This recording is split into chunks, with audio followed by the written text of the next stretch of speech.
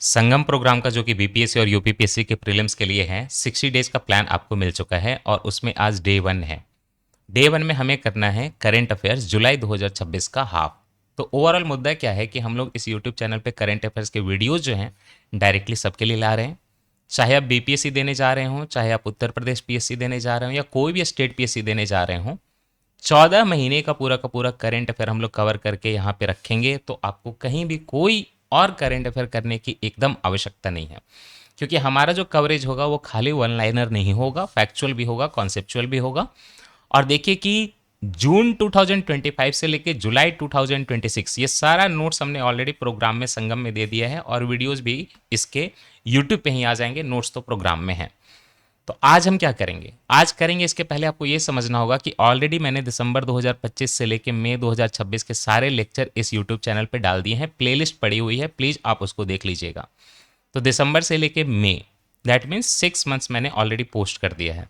तो अब हमारी दो डायरेक्शन होगी, एक तो ये कि जून से लेके नवंबर 2025 का जो कि दिसंबर के पहले वाला पोर्शन है, और दूसरा डायरेक्शन होगा कि जब हमने मई 2026 तक का दिया है तो एग्जामिनेशन तो हमारे अक्टूबर या उसके बाद होने वाले हैं, अगर मैं खास करके बीपीएससी और यूपीपीएससी की बात करूँ तो हमें मई के बाद का भी करना है। तो मई के बाद में जुलाई का आपको ऑलरेडी मैंने कंटेंट दे दिया है नोट्स में, तो जुलाई का करंट अफेयर हमें करना है 2026 का, उसके बाद हमें जून 2026 का करना है, और फिर हम नवंबर 2025 से लेके बैक में जून 2025 तक करेंगे। तो आज के लेक्चर में हम लोग जुलाई 2026 का करंट अफेयर पार्ट 1 करेंगे। हमें 2 दिन में करंट अफेयर करना है, तो दूसरा पार्ट जो है कल आएगा। विदाउट वेस्टिंग एनी टाइम हम सीधे मुद्दे पे आते हैं। पहला टॉपिक है हमारा draft national health research policy. Obviously draft है तो पूरा डिटेलिंग करने की ज़रूरत नहीं है, लेकिन मैं इस पॉइंट के थ्रू, इस न्यूज़ के थ्रू आपको थोड़ा ऑर्गेनाइजेशन स्ट्रक्चर बताना चाहता हूँ, क्योंकि क्वेश्चन जो है इसी तरह के आते हैं जब लोग डिफ़िकल्टी फेस करते हैं खास करके। तो draft national health research policy आई है 2026 की। तो इसके पहले आपको ये समझना होगा कि पूरी की पूरी जो ministry of health and family welfare है उसमें ऑर्गेनाइजेशनल स्ट्रक्चर क्या है। इस ऑर्गेनाइजेशन में कुछ डिपार्टमेंट हैं, आई मीन मिनिस्ट्री में कुछ डिपार्टमेंट हैं, और एक जो है directorate general of health services है। क्या है? Directorate general of health services है एक ऑर्गेनाइजेशन। इसके अलावा डिपार्टमेंट हैं, और वो डिपार्टमेंट हैं 3, department of health, department of family welfare and department of health research. यही जो डिपार्टमेंट ऑफ हेल्थ रिसर्च है लास्ट वाला, इसी के अंदर Indian council of medical research भी आता है बाय द वे। तो यही जो आपका डिपार्टमेंट ऑफ हेल्थ रिसर्च है ministry of health and family welfare के अंदर, उसने ये अपनी एक पॉलिसी बनाई है, ड्राफ्टिंग की है, और इसमें जो है पॉलिसी बना के 2026 का ये क्या करने वाले हैं कि पूरे कंट्री में एक कॉम्प्रिहेंसिव इंटीग्रेटेड एरिया जितने भी हैं सबको जोड़ने वाले हैं, और ये फर्स्ट टाइम इंडिया में ऐसा होगा। तो चाहे तो कंट्री में हमारे रिसर्च में बायोमेडिकल रिसर्च हो, चाहे आर्टिफिशियल इंटेलिजेंस आए, चाहे फिर एपिडेमियोलॉजी हो, सबको इंटीग्रेट किया जाएगा, एक 1 पॉइंट सॉल्यूशन बनाया जाएगा। जैसे हमारा कोर्स संगम का बीपीएससी और यूपीपीएससी के लिए 1 स्टॉप सॉल्यूशन है, 1 पॉइंट सॉल्यूशन है, आपको इसके अलावा कुछ और देखने की जरूरत नहीं है। कोऑर्डिनेटेड इंस्टीट्यूशनल मैकेनिज्म इसके लिए रहेगा ऑब्वियसली, क्योंकि आप इतनी चीज़ों को इंटीग्रेट करोगे तो कोऑर्डिनेशन बॉडी भी होनी चाहिए। तो सुपरविजन के लिए national health research stewardship committee रहेगी, and then department of health research जो है नोडल एजेंसी बनेगा इसको इंप्लीमेंट करने के लिए। और यही जो आपने डिपार्टमेंट ऑफ हेल्थ रिसर्च में आईसीएमआर पढ़ा, वही जो है Indian council of medical research जो है इसका technical and scientific advisory body बनेगा। इस पूरे के पूरे मुद्दे में पूरा का पूरा जो पॉलिसी आ रहा है नेशनल हेल्थ रिसर्च पॉलिसी कि हम लोग रिसर्च करें हेल्थ में, इसमें मेन आपको जो डेटा याद रखनी है ये कि आज हमारी कंट्री में जो हेल्थ का रिसर्च में पैसा जाता है तो वो इंक्रीज करके 0.072% करना है। इतना कम है हेल्थ रिसर्च में पैसा, वो भी 2037 तक, बाकी 100 साल पूरे होने तक 0.15% कर देना है। कैबिनेट ने सेमीकॉन 2.0 अप्रूव कर दिया है। क्यों? क्योंकि 2021 में क्वेश्चन ये आता है कि इंडिया का सेमीकंडक्टर मिशन 1.0 कब लॉन्च हुआ था। 2 से क्वेश्चन नहीं पूछेंगे, तो इसलिए ध्यान से सुनिएगा। इंडिया सेमीकंडक्टर मिशन जो है 2021 में पहला वाला लॉन्च हुआ था। तो पहला वाला जो लॉन्च हुआ था उसमें हमने सिंपली जो है सेमीकंडक्टर का इकोसिस्टम बनाने की कोशिश की थी। अब जो 2.0 आने वाला है कैबिनेट ने अप्रूव कर दिया, उसी में उसी चीज को एक्सपेंड करेंगे, टेक्नोलॉजिकल एडवांसमेंट करेंगे। इनफैक्ट 1,27,500 करोड़ का इसमें फंडिंग करने की भी बात की गई है कि हम लोग पूरा सेमीकंडक्टर का वैल्यू चेन क्या होता है, मटेरियल से लेके मैन्युफैक्चरिंग से लेके फैब्रिकेशन से लेके डिजाइनिंग से लेके उसका पैकेजिंग से लेके उसका सेलिंग तक का पूरा सिस्टम, 1,27,500 करोड़ लगेंगे। सेमीकंडक्टर बहुत इंपॉर्टेंट है, अभी जो सुन रहे हैं आप लेक्चर उसमें भी इंपॉर्टेंट है। मेजर पिलर क्या होंगे मुझे यहाँ कुछ समझाना है। सबसे पहले जो होता है इंटीग्रेटेड सर्किट हो चाहे सेमीकंडक्टर हो, उसका चिप डिजाइन किया जाएगा। और जैसे चिप डिजाइन आएगा तो डिजाइन एक इंटेलेक्चुअल प्रॉपर्टी है। अगर मैं कोई चीज डिजाइन कर रहा हूं तो आप उसको चोरी नहीं कर सकते। तो इंटेलेक्चुअल प्रॉपर्टी का मुद्दा कहीं ना कहीं जो है चिप डिजाइन में आएगा। लेकिन ये चिप डिजाइन करने वाले जो है वो फैबलेस स्टार्टअप होंगे। मतलब देखिए, इंडिया में बड़े बड़े स्टार्टअप नहीं है, तो एक स्टार्टअप हर कुछ नहीं कर लेगा। कुछ लोग खाली डिजाइनिंग में फोकस करेंगे और वो फैबलेस होंगे। फैबलेस मतलब क्या होता है? फैबुलस है ये? नहीं, फैब्रिकेशन लेस। वो लोग फैब्रिकेशन नहीं करेंगे। सेमीकंडक्टर को चिप पे बनाना जो होता है उसको हम लोग फैब्रिकेशन बोलते हैं, उसके लिए अलग से स्टार्टअप रहेगा। तो जो खाली चिप डिजाइन में आते हैं उन लोगों को बढ़ावा देंगे, एक पिलर ये होगा। दूसरा, मशीन एंड मटेरियल, वो इंडिजिनस मैन्युफैक्चरिंग पे फोकस करेगा, रिसर्च एंड डेवलपमेंट पे। एंड देन सेमीकंडक्टर फैब अलग से होगा जो कि फैब्रिकेशन के फैसिलिटीज होंगे, जो कि डिजाइन का यूज करके, मशीन मटेरियल का यूज करके फैब्रिकेशन करेगा। इसके अलावा एटीएमपी बता दूं तो assembly testing marking and packaging होता है, एंड ओसार्ट होता है outsource semiconductor assembly and test ecosystem. ये हम डेवलप करेंगे ताकि हम खुद भी जो असेंबली की टेस्टिंग और पूरी असेंबली में उसका काम कर सके, मतलब लाइन से बना सके, टेस्टिंग कर सके, मार्किंग कर सके, पैकेजिंग कर सके, या फिर outsource semiconductor assembly and test पूरा का पूरा इकोसिस्टम बना ले। ये पैकेजिंग कैपेबिलिटीज के लिए है लास्ट में, कि आपने जो बना दिया उसको पैकेजिंग कैसे करोगे किसी सिस्टम में, वो भी तो इंपॉर्टेंट है ना, खाली चिप बना देने से नहीं हो जाएगा। अब यहाँ पे एक न्यूज है राष्ट्रीय स्वयंसेवक संघ के बारे में कि इसका लीगल स्टेटस क्या है। इसमें कॉन्सेप्ट जानने जरूरी है, बाकी हल्का सा नॉलेज ले लीजिए, क्योंकि चाहे बिहार हो चाहे केंद्र सरकार हो, गवर्नमेंट जो है बीजेपी की है, कहीं ना कहीं वो आरएसएस से लिंक है, सबको पता है। तो आरएसएस की शुरुआत हम लोग मॉडर्न हिस्ट्री में भी पढ़ते हैं कि 1925 में नागपुर में महाराष्ट्र के डॉक्टर के बी हेडगेवार ने किया था। ये के बी हेडगेवार जो थे ये डॉक्टर थे और इनफैक्ट ये कैलकाटा मेडिकल कॉलेज से पढ़े हुए थे, और इनको जो है मुंजी जी ने सपोर्ट किया था, जो कि बाद में जो हिंदू महासभा भी ये बनाते हैं, वो सावरकर से प्रभावित थे। तो राष्ट्रीय स्वयंसेवक संघ के जो आपके ये स्थापना करने वाले हैं वो हुए हेडगेवार, 1925 में उन्होंने बनाया था। मेन मुद्दा ये है कि आरएसएस जो है छोटे छोटे शहरों में, गांवों में भी डेली शाखा कराती है। डिसेंट्रलाइज सिस्टम है, लोग अपना डोनेशन दक्षिणा दे के देते हैं, 10 रुपए, 12 रुपए, 100 रुपए, 5,000, जिसको जो देना होगा उसी की बदौलत चलती है। क्योंकि कुछ लोगों ने बोला कि आरएसएस इनकम टैक्स क्यों नहीं देती है, तो वहीं से ये मुद्दा आया हुआ है, क्योंकि इनका कोई फॉर्मल मेंबरशिप रिकॉर्ड है ही नहीं, कोई सब्सक्रिप्शन फीस नहीं है, आप भी जाके जो है अटेंड कर सकते हैं, सबको फ्री है करना अटेंड, राइट। तो आरएसएस कोई सोसाइटी रजिस्ट्रेशन एक्ट में रजिस्टर्ड सोसाइटी नहीं है, जो कि 1860 का एक्ट है। मैं ये बताना चाहता हूं कि सोसाइटीज रजिस्ट्रेशन एक्ट जो है 1860 का है, इंडियन ट्रस्ट एक्ट जो है 1882 का, उसमें नहीं है। कंपनीज एक्ट जो 2013 का, उसमें नहीं है। तो है क्या ये? इनकम टैक्स एक्ट जो है हमारा 1961 का, उसमें एक सेक्शन है 231, उसमें ना एक चीज है एंटिटी, जिसको बोलते हैं body of individuals. Body of individuals खाली टैक्सेशन के पर्पसेस के लिए होता है, वो कोई कंपनी नहीं होती है, कोई सोसाइटी नहीं होती, वो कोई ट्रस्ट नहीं होता, वो कोई लीगल पर्सन नहीं होता, लेकिन कोई अगर कमा रहा है तो टैक्स तो लगेगा। तो बॉडी ऑफ इंडिविजुअल्स, लोगों का एक ग्रुप, तो इसका कोई इंडिपेंडेंट ज्यूरिस्टिक पर्सनालिटी नहीं है। दैट मीन्स कि आरएसएस पे कोई केस नहीं कर सकता, आरएसएस किसी पे भी केस नहीं कर सकती। बॉडी ऑफ इंडिविजुअल्स खाली टैक्सेशन पर्पसेस के लिए है, याद रखिएगा, कोई लीगल पर्सनालिटी नहीं बन जाता, वो कोई रजिस्ट्रेशन नहीं है इसका। और भारत में ये चीज की इजाजत है, आप भी चाहें तो बॉडी ऑफ इंडिविजुअल्स बना लें। Indian law does not make formal registration compulsory for every association form by the citizen. आप एक बिचिंग क्लब बना लो, उसमें सारे लोग बैठ के बिचिंग करो एक दूसरे की, तो इसका कोई लीगल जाके आपको रजिस्ट्रेशन करना पड़ेगा, जरूरी नहीं है। आर्टिकल 19(1) से आपको फ्रीडम देता है कि आप एसोसिएशन और यूनियन बना सकते हैं। हाँ, लेकिन अगर आपको लिमिटेड लायबिलिटी एलएलपी बनाना है, गवर्नमेंट ग्रांट लेने हैं, फॉरेन कंट्रीब्यूशन लेना है एफसीआरए के अंदर, तब आपको रजिस्ट्रेशन कराना पड़ेगा। इलेक्शन लड़ना है तो रजिस्ट्रेशन कराना पड़ेगा।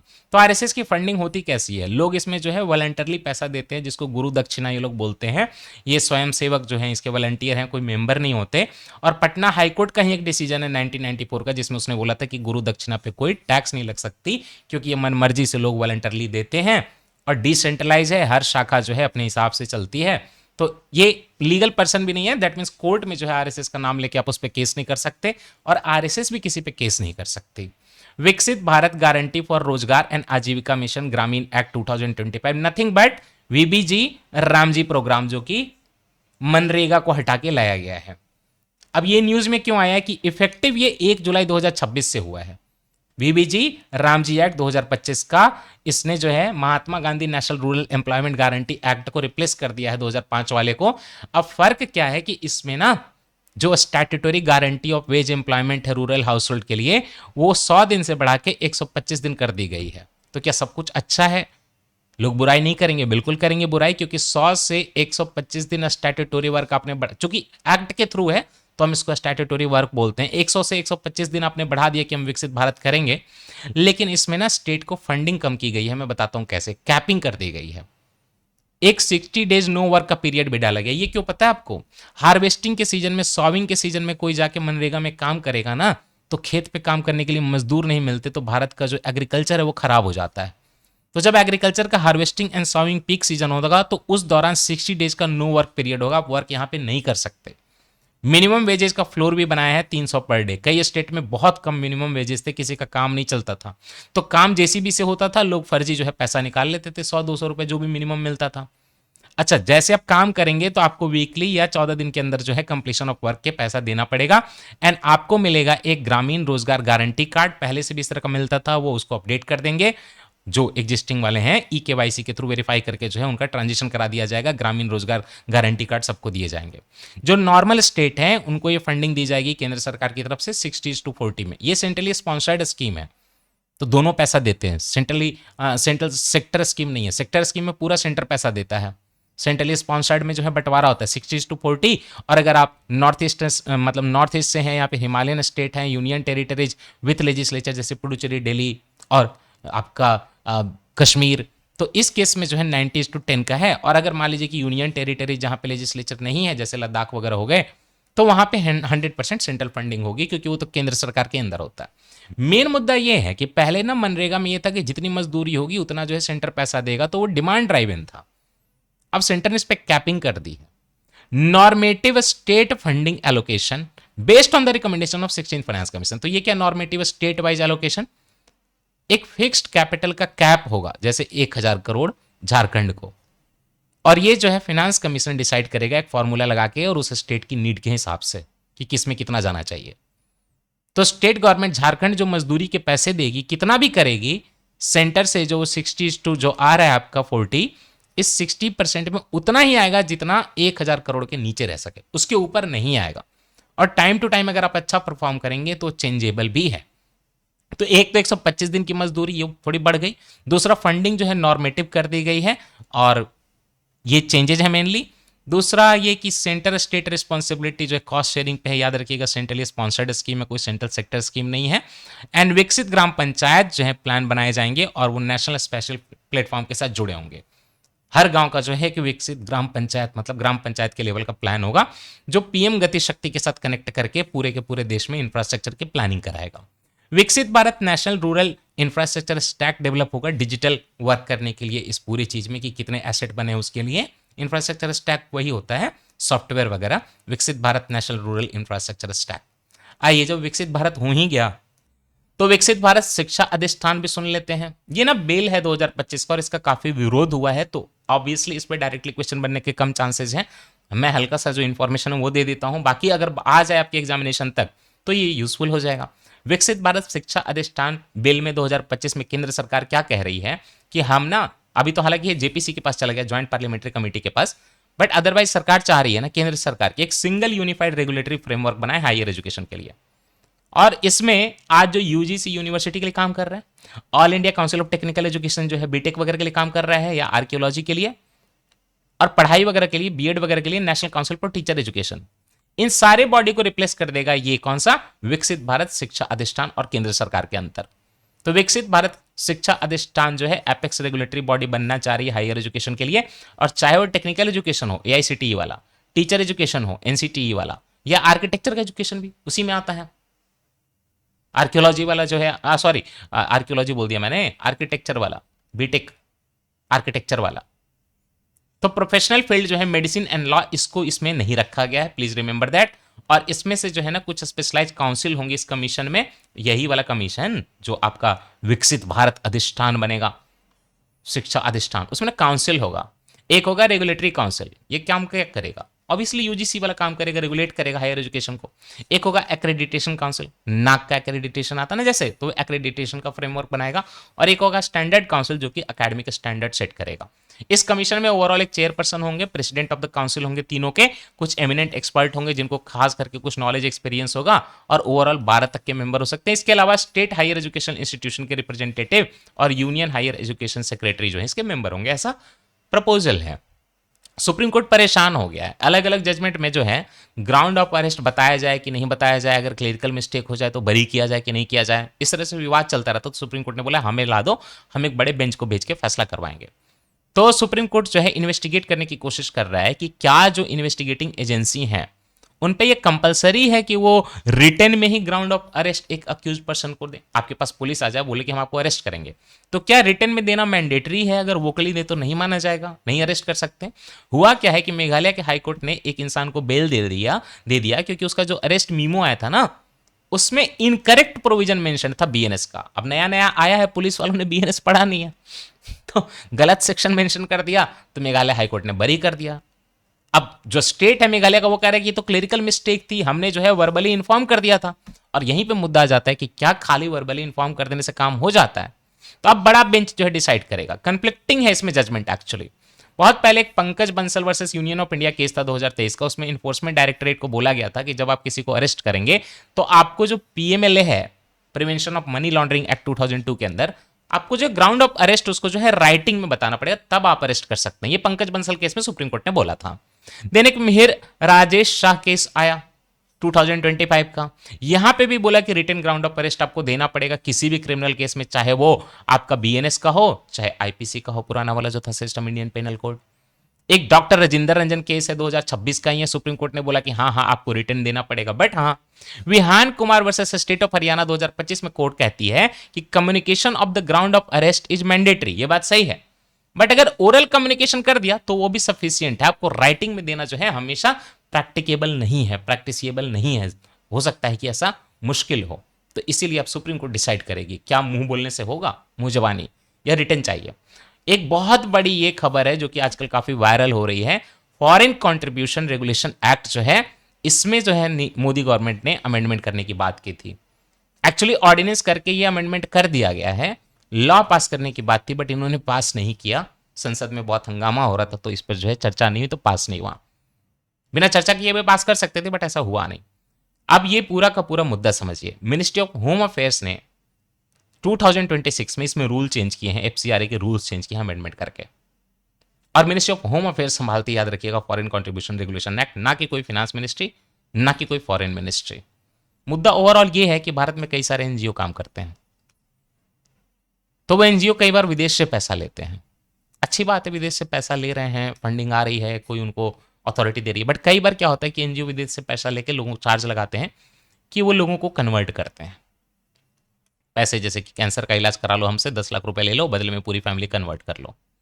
एक ये चीज, क्योंकि पैसा इसलिए दे जा रहा है कि तुम जो है ट्राइबल लोगों को कन्वर्ट कर दो, कई बार ये मोटिव होता है, ऐसा प्रूवन है, कई बार हो चुका है। दूसरा ये मुद्दा है कि कई बार जैसे मान लीजिए कि कोई प्रोजेक्ट बन रहा है और नॉर्मल लोगों को कॉम्पनसेशन ठीक ठाक मिली हुई है, लेकिन जो है बाहर से जो पैसा आया वो कहता है इनको कि लोगों को उकसाओ। ऐसा चार्ज लगा था थुतुकुडी वाले एरिया में, स्टेरलाइट का जो है प्लांट बंद करा दिया गया था, अटैक हुआ था, उसके बाद जो पुलिस ने फायरिंग कर दी थी, काफी लोगों की मृत्यु हो गई थी। तो उसमें कहते हैं कि बाहर का एक कंपनी जो है, एनजीओ जो है, उसने फंडिंग की हुई थी। ऐसे चार्ज लगते हैं कि डेवलपमेंट रोक दो भारत का, प्रोटेस्ट करवाओ। तो यही सब के कारण जो है, खास करके अभी चूंकि राइट विंग की गवर्नमेंट है तो इसमें अमेंडमेंट करके और उसको स्ट्रिक्ट करना चाह रही है। की हाईलाइट एफसीआर अमेंडमेंट रूल्स 2026 के क्या हैं। अब जो है एनजीओ पे ये मैंडेटरी है कि वो बताएं एग्जैक्टली कि वो कहां इन्वेस्टमेंट करना चाहते हैं, क्यों करना चाहते हैं। और अगर एक एनजीओ है मल्टीपल जगह पे ऑपरेट कर रही है, तो चाहे कोई भी स्टेट हो, यूनियन टेरिटरी हो, ज्योग्राफिकल एरिया हो, आपको बताना पड़ेगा कि कहां कहां आप ऑपरेट करोगे, और हर जगह का आपको कारण बताना पड़ेगा कि आप वहां पे क्यों ऑपरेट कर रहे हो, क्या करना चाह रहे हो। हर एक्टिविटी के लिए, हर यूनियन टेरिटरी के लिए आपको जो है कुछ सेपरेट फीस देनी पड़ेगी। एन ऑर्गेनाइजेशन जो ऑलरेडी रजिस्टर्ड एफसीआरए के पहले में, उनको 1 साल का टाइम मिला है कि वो अपना जो है इसके हिसाब से एक्टिविटी और एरिया ऑफ ऑपरेशन जो है रजिस्टर करवा लें। दूसरी बात, तो ये फॉरेन कंट्रीब्यूशन किस चीज में अलाउड है, इसकी एक लिस्ट होती है। वर्शिपिंग के लिए अलाउड है। मिशनरी क्या अपना स्कूल खोल सकती है? हाँ अलाउड है। मिशनरी क्या चर्च खोल सकती है? हाँ अलाउड है। रिलीजियस एजुकेशन हाँ दे सकते हैं आप। हेरिटेज का कंजर्वेशन करना कर सकते हैं। कम्युनिटी किचन, गरीब लोगों को खाना खिलाना करा सकते हैं। बट आप इसमें अब लोगों को कन्वर्ट नहीं कर सकते। एक क्रिश्चियनिटी का वर्ड है प्रोसेलाइटाइजेशन, कन्वर्ट करना, ये अलाउड नहीं है। इस रूल में साफ साफ लिखा हुआ है कि सब अलाउड है, बट ये कन्वर्शन रिलेटेड एक्टिविटी अलाउड नहीं। आज से ये लिस्ट से हटा दिया गया है कि फॉरेन कंट्रीब्यूशन लेके आप कन्वर्ट नहीं कर सकते। ऐसे करना है तो करिए, बट राइट टू कन्वर्ट कोई आपका फंडामेंटल राइट नहीं होता। Getting the point? somebody can convert, no issues. somebody has to convert someone by उपदेश प्रोपगेट करने का फ्रीडम है, बट ये कोई फंडामेंटल राइट नहीं है कि मेरा ये वायलेट हो रहा है तो मैं रेट लगा दूंगा। ये बोला था स्टैनिस्लॉस केस में मध्य प्रदेश के अगेंस्ट 1977 में सुप्रीम कोर्ट ने। मध्य प्रदेश ने कन्वर्सन पे एक लॉ बनाया था, एंटी कन्वर्सन लॉ। तो स्टैनिस्लॉस जो है सुप्रीम कोर्ट चले गए, बट वो केस हार गए। उनका ये नहीं कहना था कि मैं कन्वर्ट करना चाहता हूं, उनका ये कहना था कि नहीं ये फंडामेंटल राइट है कन्वर्ट करना। क्यों? क्योंकि आर्टिकल 25 में लिखा हुआ है subject to morality and this that, कुछ कंडीशन लगा के you have the right to profess, practice and propagate the religion. Propagate का मतलब ही होता है एक दूसरे को सिखाना। प्रोपगेट करेंगे तो कन्वर्ट करने के लिए करेंगे। तो उन्होंने बोला कि नहीं, ये तो जो है राइट टू प्रोपगेट मतलब राइट टू कन्वर्ट है। सुप्रीम कोर्ट ने बोला कि ऐसा नहीं है, राइट टू कन्वर्ट होगा बट ये कोई फंडामेंटल राइट नहीं है। तो right to propagate religion does not include a right to convert another person as per 1977 Stanislaus case Madhya Pradesh के अगेंस्ट। दूसरी बात, जो भी ऑर्गेनाइजेशन है having foreign nationals as key functionary except persons of Indian origin, है ना, जो भारत से ही ऑरिजिन हुआ है, जिसको हम लोग पहले ओसीआई भी बोलते थे, पीआईओ भी बोलते, तब खाली जो है पर्सन ऑफ इंडियन ऑरिजिन, अब सारे को ओसीआई कार्ड ही मिलता है, हालांकि overseas citizen of India. But जो भी इंडियन ऑरिजिन का पर्सन है उस पर अप्लाई नहीं होगा। बाकी सारे को जो है एफसीआरए रजिस्ट्रेशन है, प्रायर परमिशन जो है लेनी पड़ेगी अगर आप फॉरेन नेशनल हैं तो। फॉरेन कंट्रीब्यूशन रेगुलेशन एक्ट 2010 में भी जो है चीजें चेंज की गई थी। इस समय पे मनमोहन सिंह की गवर्नमेंट थी। उस रूल में यह लिखा गया था कि रिसीट जो भी आपको मिलेगा बाहर से, जो भी आप फॉरेन कंट्रीब्यूशन का यूज करोगे, या फिर भारत का आदमी फॉरेन में जाता है और उसको वहां अवार्ड मिलता है, मान लीजिए पैसे मिलते हैं किसी इंडिविजुअल के, एसोसिएशन को, कंपनी को, तो सारे को जो है आपको बताना पड़ेगा। The legislation was first enacted in 1976 actually. Indira Gandhi लेकर आई थी इमरजेंसी में। 1976 law was replaced by FCRA 2010 Manmohan Singh के टाइम पे, और अब जो है बीजेपी ने उसको 2016 में अमेंड किया, 18 में अमेंड किया, 20 में अमेंड किया।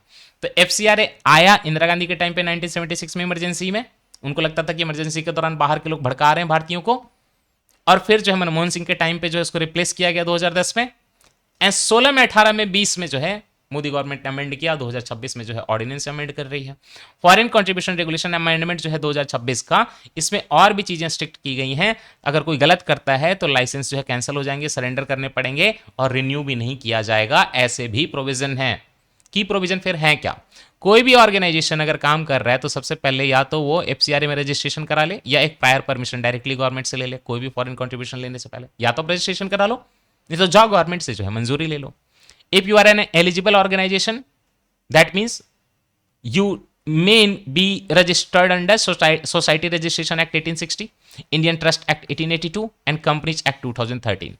ये लोग भी जो है एंटिटी जो है एलिजिबल हैं, लेकिन आपको cultural, educational, religious, economic, social activity में ही इन्वॉल्व होना पड़ेगा, इसके अलावा कुछ और नहीं। अच्छी बात है, लेकिन और कुछ चीजें रिस्ट्रिक्शन है।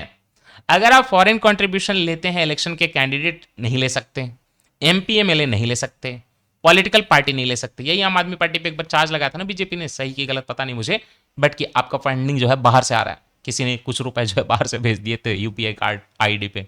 तो election candidate, MP MLA, political party, जजेस, government servant, employees of the government owned corporation, publisher हो, एडिटर हो, या कार्टूनिस्ट हो, अगर रजिस्टर्ड न्यूज मीडिया के, ये भी जो है कंट्रीब्यूशन नहीं ले सकते। बट सुप्रीम कोर्ट ने क्लेरिफाई किया कि ओनली ऑर्गेनाइजेशन जो कि एक्टिव पॉलिटिक्स में है या पार्टी पॉलिटिक्स में है, उनको फॉरेन कंट्रीब्यूशन नहीं अलाउड है। बाकी किसी को लेना है तो ले लीजिए। अच्छा, एफसीआरए के लिए ना आपको पैसे लेने के लिए एक अलग से एफसीआरए अकाउंट बनाना पड़ता है। Only and only new Delhi में होना चाहिए, वो स्टेट बैंक ऑफ इंडिया में ही, ताकि सरकार उसको रोज पलट पलट के देख सके कि कहां से आया। अमेंडमेंट 2020 में जो मोदी गवर्नमेंट लाई थी, उसमें ट्रांसफर अलाउड नहीं है, सब ग्रांटिंग अलाउड नहीं है फॉरेन कंट्रीब्यूशन का अनदर पर्सन को, ऑर्गेनाइजेशन का। ये क्या है? कई बार इंडिया में जैसे दिल्ली में एक एनजीओ है, वो पैसे लेती मेन, और उसके बाद ना बाकी सब उसको जो है महाराष्ट्र में किसी एनजीओ को भेज दिया, तो ये चीज अलाउड नहीं कर रहे अब। एफसीआरए रजिस्ट्रेशन जो है 5 साल के लिए होता है, रिन्यूएबल करना है आपको तो 6 महीने पहले एक्सपायरी के आपको अप्लाई करना पड़ेगा। और इसमें जो है फंक्शनरी कौन कवर होते हैं एनजीओ वगैरह के, देखिए कोई डायरेक्टर है कंपनी का, एनजीओ का, एलएलपी का, किसी का भी पार्टनर है, ट्रस्टी है, ऑफिस बेरर है, या हिंदू अनडिवाइडेड फैमिली का जो कॉन्सेप्ट है इनकम टैक्स में, उसका कर्ता जो है वो भी काउंट होता है। एनजीओ के लिए एक और चीज है कि अगर आप जो है फर्दर इंस्टॉलमेंट ऑफ पेमेंट बाहर से लेना चाहते हैं तो पहले आपने पैसा लिया 75% आपको पहले खर्च करना पड़ेगा। ये नहीं कि वो भी बचा हुआ है 75% और आपने फिर नया फंडिंग 1 करोड़ उठा लिया बाहर से, नहीं, पहले ये खर्च करो 75%, 25% तक बचेगा या उससे कम तो ही नया पैसा बाहर से मंगवा सकते हो। दूसरी बात कि अगर आप ये काम करना चाहते हैं, अगर आपको रिन्यूएबल करना है तो organisation must spend at least 10 lakh on approved activities over 2 years. 2 साल में अगर आप 10 लाख भी खर्च नहीं कर रहे तो माना जाएगा कि आप ऐसे ही रजिस्टर्ड हैं। डिस्क्लोजर मैंडेटरी है अल्टीमेट डोनर का, ऑफिशियल वेबसाइट पे, सोशल मीडिया अकाउंट पे और पब्लिकेशन पे, हर जगह। अल्टीमेट डोनर का आपको बताना पड़ेगा, ऑफिशियल वेबसाइट आपको बतानी पड़ेगी, सोशल मीडिया अकाउंट बनाने पड़ेंगे, पब्लिकेशन आपको दिखाना पड़ेगा। एक और चीज है कि जो आपका फॉरेन कंट्रीब्यूशन रेगुलेशन एक्ट है इंडिया में, उसके अंदर ऑर्गेनाइजेशन जो है रजिस्टर्ड या holding prior permission can not spend more than 20% of their total foreign contribution in a financial year on administrative expenses. ये क्या है, मैं आपको बताता हूं मुद्दा क्या है। मान लीजिए कि मैंने बाहर से 100 करोड़ रुपए मंगवाए फॉरेन कंट्रीब्यूशन, मैंने उसमें क्या किया कि 10 करोड़ रुपए जो है खर्च कर दिए, दिखा के कि ये देखो मैंने यहां पे जो है लोगों को एजुकेट किया था 10 करोड़ खर्च करके, और 90 करोड़ मैंने बोल दिया कि एडमिनिस्ट्रेटिव एक्सपेंसेस थे, सैलरी थी मेरी। लेकिन वो 90 करोड़ की जो मैंने सैलरी दी, एडमिनिस्ट्रेशन के एक्सपेंसेस दिए, एक्चुअली में अपने फेवरेट लोगों को आइडियोलॉजिकली जो मेरे हिसाब से अलाइंड थे उनको जबरदस्त पेमेंट की है। उस पेमेंट के बदले में उन्होंने जो है कुछ मान लीजिए कि एंटी नेशनल पब्लिश कर दी चीजें, अनाप शनाप देश के बारे में बोल दिया, लोगों को अलग से जाके भड़का दिया। तो क्या होता है, जैसे ही एडमिनिस्ट्रेटिव एक्सपेंसेस ज्यादा बढ़ाए जाते हैं तो उसका मिसयूज होने लगता है। आपने बोला था कि आप जो है प्रोस्थेटिक लेग जो है लोगों को डोनेट करोगे, उसमें खर्च हो रहा है 10 लाख, बाकी जा रहा है आपका 90 लाख एडमिनिस्ट्रेटिव एक्सपेंसेस में, तो ये गलत हो जाता है ना। तो पहले 20% की लिमिट थी, अब क्या है ये लिमिट, सॉरी पहले 50% की लिमिट थी, अब क्या है एडमिनिस्ट्रेटिव एक्सपेंसेस ओनली 20% हो सकते हैं एडमिनिस्ट्रेटिव एक्सपेंसेस ओवरऑल फंडिंग पे, उसके आप ऊपर जो है एडमिनिस्ट्रेटिव एक्सपेंसेस नहीं कर सकते। पहले 50% तक अलाउड था। अच्छा, मैं जब यूपीएससी का एग्जामिनेशन दे रहा था तो उस टाइम पे इन्होंने national investment and infrastructure fund के बारे में पूछा था, एनआईएएफ, क्यों, क्योंकि 2015 की चीज है। तो कैबिनेट ने बोला है कि वो एडिशनल इन्वेस्टमेंट करेगी national investment and infrastructure fund में, तो बढ़ा के करेगी। यहां पे कितना अप्रूव कर दिया ओवरऑल एडिशनल इन्वेस्टमेंट का कमिटमेंट 30,000 करोड़ का, तो ओवरऑल फंडिंग कितनी हो जाएगी 30,000 करोड़ से 60,000 करोड़ की हो जाएगी। क्यों, क्योंकि जब 30,000 करोड़ गवर्नमेंट करती है तो उम्मीद करती है कि बाहर के लोग भी जो है इसमें 30,000 करोड़ करें। बाहर के मतलब गवर्नमेंट के बाहर के लोग, वो विदेश के भी हो सकते हैं, देश के भी हो सकते हैं। तो है ये क्या, नेशनल इंफ्रास्ट्रक्चर इन्वेस्टमेंट फंड जो है, national investment and infrastructure fund, नाम से पता चलता है हमारी कंट्री का एक सॉवरेन, देश की तरफ से, सॉवरेन मतलब देश की तरफ से, मेरा आपका फंड नहीं, रॉकफेलर का फंड नहीं, ठीक है, ये है सरकार का फंड। ये 2015 में जो मोदी गवर्नमेंट ने स्टैब्लिश किया था और बोला था कि बाहर से भी और अंदर से भी कोई इसमें कंट्रीब्यूट कर सकते हैं, बड़े बड़े कंपनीज जिनको लगता है कि भारत में हम लोग इससे इंफ्रास्ट्रक्चर डेवलप करके आपको बढ़िया रिटर्न देंगे। समझ गए इस चीज को। इसमें गवर्नमेंट ऑफ इंडिया का होल्डिंग है 49% ओनरशिप, और ग्लोबल सारे इंस्टीट्यूशन इन्वेस्टर आप जो मिला देंगे तब 51% हो जाएगा। ऑलरेडी 12,000 करोड़ तो इसने लोगों को रिपे कर दिया जिन लोगों ने इन्वेस्टमेंट किया था। इसमें एक मास्टर फंड होता है जिसका इंफ्रास्ट्रक्चर बनाना काम होता है, एक होता है प्राइवेट मार्केट फंड जो है आपके क्या करता है, फंड ऑफ फंड की तरह काम करता है, बट किसी और को फंड चाहिए ना तो फंड प्रोवाइड करता है। एक होता है ग्रीन फील्ड एंड बिजनेसेस के लिए एनआईआईएफ का स्ट्रेटेजिक अपॉर्चुनिटीज फंड, नए एरियाज के लिए। इसमें सबसे पहले इंडिया जापान फंड था, फर्स्ट बायलैटरल फंड था जो कि आपके एनआईआईएफ में आया था। Done. Goods and services tax को 9 साल पूरे हो गए हैं, तो यहाँ पे टैक्स की जो स्लैब है ना वो भी चेंज हुई है। देखिए 2016 में मोदी गवर्नमेंट ने पास किया था, क्योंकि मनमोहन सिंह ने जो है बोला था कि इसको सपोर्ट करना चाहिए, तो रातों रात जो है चीज पास हुई थी। 101st कॉन्स्टिट्यूशनल अमेंडमेंट हुआ था, है ना। जीएसटी काउंसिल भी इसी से बना हुआ है, इसमें सेंटर और स्टेट के वोटिंग राइट्स हैं, सब मिलके बैठते हैं। तो जीएसटी का जो है ओवरऑल 9 साल पूरा हुआ 2017 से 2026, तो क्या अचीवमेंट है। नेक्स्ट जनरेशन जीएसटी रिफॉर्म भी आ गए हैं, जीएसटी 2.0, तो उसमें क्या हुआ है ना। आइए तो जीएसटी का सबसे बड़ा तो ये अचीवमेंट है कि जीएसटी ने पिछले 17 टैक्सेज और उसके ऊपर लगने वाले 13 सेसेस को जो है हटा के एक यूनिफाइड, याद रखिएगा, destination based indirect taxation system है। अरे पहले वैल्यू एडेड टैक्स होता था ना, उसी को रिप्लेस कर दिया। तो indirect taxation system destination based है ये। GST tax payers in fact 1.65 crore हो चुके हैं 2026 में, और जीएसटी के कलेक्शन भी 22.27 लाख करोड़ हो चुके हैं पिछले साल। जीएसटी काउंसिल डिसीजन मेकिंग करता है, सेंटर और स्टेट के लोग बैठते हैं, जीएसटी रिलेटेड पॉलिसी मैटर यहीं पे डिस्कस होते हैं। ये उसका पूरा जो नेटवर्क है डिजिटल, उसको जीएसटी नेटवर्क बोलते हैं। ई इलेक्ट्रॉनिक इनवाइसिंग होती है, आर्टिफिशियल इंटेलिजेंस का भी यूज होता है। कंपोजिशन स्कीम उनके लिए है जिनको 6% ही देना पड़ता है अगर आपकी रेवेन्यू जो है 20 लाख से कम के आसपास हो, अदरवाइज तो पूरा स्लैब चलता है, राइट। तो कंपोजिशन स्कीम अदरवाइज चलती है। क्वार्टरली रिटर्न फाइलिंग, तो इससे जो है कहीं ना कहीं एमएसएमई को फायदा होता है।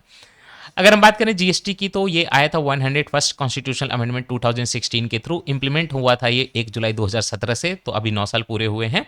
ये destination based value added tax है, supply of goods and services दोनों पे लगता है, और डुअल स्ट्रक्चर है। दैट मीन्स अगर आप मान लीजिए कि स्टेट के अंदर ही अंदर किसी सामान को बेच रहे हैं, ले जा रहे हैं इधर से उधर, इंट्रा स्टेट ट्रांजैक्शन, तो एक लगेगा उस पर सीजीएसटी सेंट्रल जीएसटी, और एक लगेगा SGST state GST.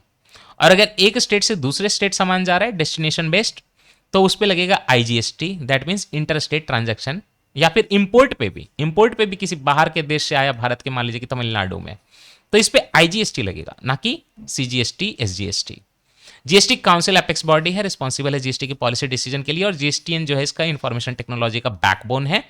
Next generation GST reform में यह किया गया कि 22 सितंबर 2025 से जो 5, 12, 18, 28 का टैक्सेशन का पूरा स्लैब था, उसको ऐसा किया गया है। मेनली जो है 5% में मोस्ट ऑफ द थिंग्स, और 18% में, और 40% का एक है लग्जरी एंड सिन गुड्स के लिए। इसलिए जो है सिगरेट वगैरह की कीमत जो है एकदम से बढ़ गई 40%।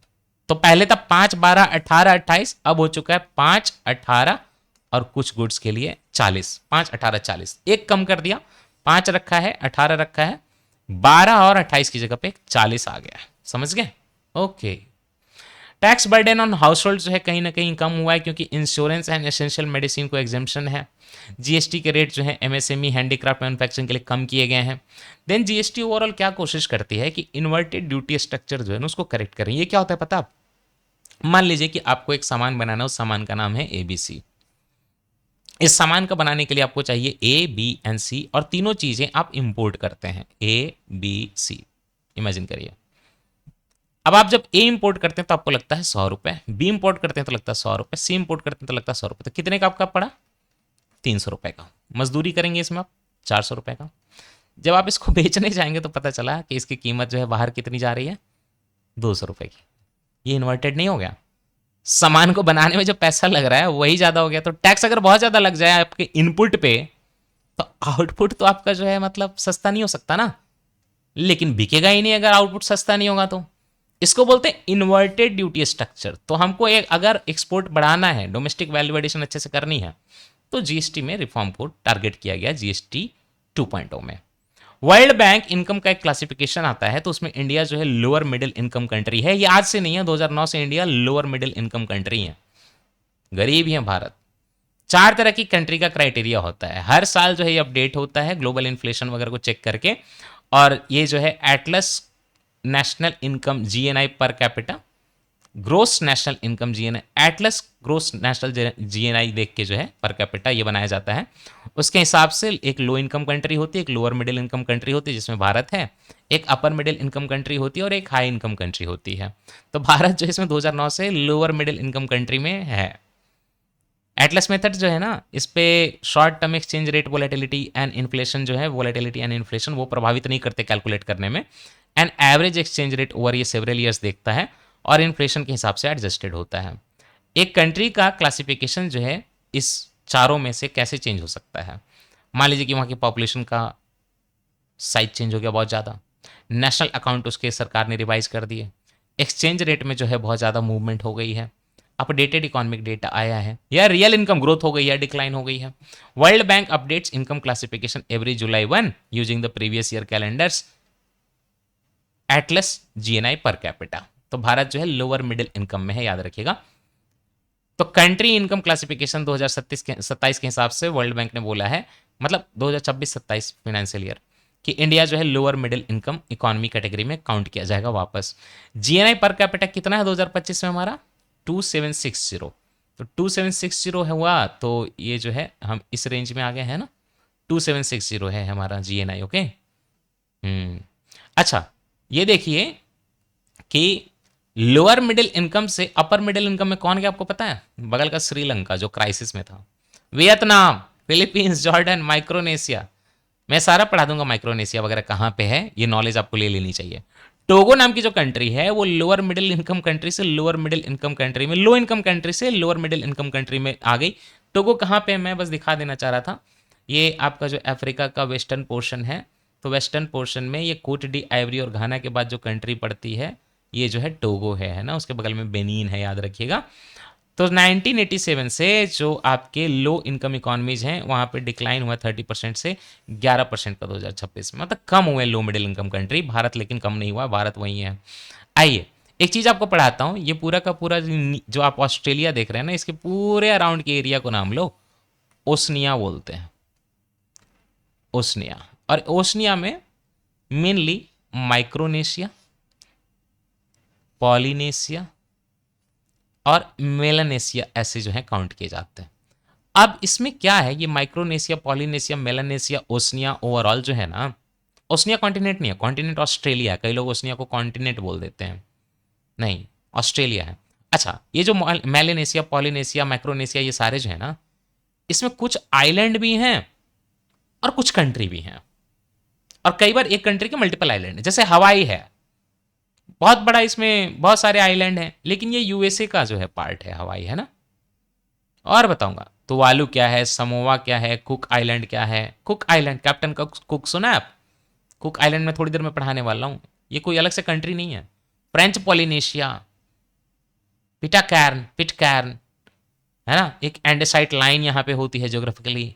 टोंगा क्या है, देखिए न्यूजीलैंड यहां पे आ रहा है, न्यूजीलैंड भी खुद भी पॉलिनेशिया में आता है ठीक है, न्यूजीलैंड खुद भी पॉलिनेशिया में आता है, और मैं आपको कुक आइलैंड से न्यूजीलैंड को रिलेट भी कराऊंगा। अब ये देखिए इंडोनेशिया यहां तक पहुंचा हुआ है, इंडोनेशिया। ये जो आप आइलैंड देख रहे हैं यहां पे, मैं जूम कर दे रहा हूं तो आपको समझ में आ जाएगा, आगे भी पढ़ाऊंगा इंडोनेशिया में। ये जो पूरा का पूरा आप आइलैंड देख रहे हैं, इसके बीच में एक लाइन देखिए। आइलैंड के ईस्टर्न पार्ट में लोगों ने एक बार बोला कि हमें इंडिपेंडेंस चाहिए, ये पूरा पहले इंडोनेशिया था, तो वो कंट्री बनी पपुआ न्यू गिनी। तो जो ये रह गया वो क्या है, ये इंडोनेशिया का पपुआ है। Overall Papua New Guinea became an independent country, it falls in Melanesia, and another part of this island is part of Indonesia only. Solomon island देखिए यहीं पे है, जो आप बहुत सुनते हैं। न्यू कैलेडोनिया यहीं पे है, ये आता है मेलानेशिया में। वनुआटू, फिजी, जहां पे बहुत भारतीय लोग हैं। माइक्रोनेशिया देखिए, मैरियाना आइलैंड, मैरियाना ट्रेंच के पास। मार्शल आइलैंड बोलता है कि हम डूब रहे हैं। And federal states of Micronesia, ये फेडरल स्टेट ऑफ माइक्रोनेशिया पूरी कंट्री है। पलाऊ, इंटरेस्टिंग ना। आइए, तो फेडरल स्टेट ऑफ माइक्रोनेशिया यहां पे, फेडरल स्टेट ऑफ माइक्रोनेशिया। देखिए मेरी बात ध्यान से सुनिए, when I am saying Micronesia that is another thing, ये एक रीजन है just like Polynesia and Melanesia, but उस माइक्रोनेशिया में भी federal state of Micronesia country है जिसमें बहुत सारे आइलैंड हैं, कंट्री है ना।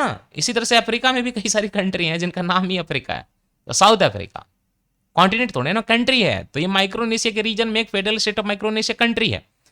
ये जो फेडरल स्टेट ऑफ माइक्रोनेशिया है, यहां पे मैं इसलिए पढ़ा रहा हूं क्योंकि टोगो पढ़ाया था, राइट। तो टोगो तो वहां पढ़ाया था। अच्छा, ये आया था माइक्रोनेशिया पढ़ाया था ना, ये फेडरल स्टेट ऑफ माइक्रोनेशिया। अगर खाली माइक्रोनेशिया यहाँ पे मेंशन है तो आप रीजन मत मान लेना, ये कंट्री है, माइक्रोनेशिया की बात हो रही है। तो कई बार एज ए कंट्री भी बोल दिया जाता है इसको। Federated states of federal states, federated, sorry not federal, federated states of Micronesia एक इंडिपेंडेंट आइलैंड नेशन है वेस्टर्न पैसिफिक ओशन में। इसमें 600 से ऊपर आइलैंड है और 4 मेन यहाँ पे स्टेट्स हैं। यापिंग करता है वो, चुक, फोन पे, हाँ फोन पे, एंड कोसराय।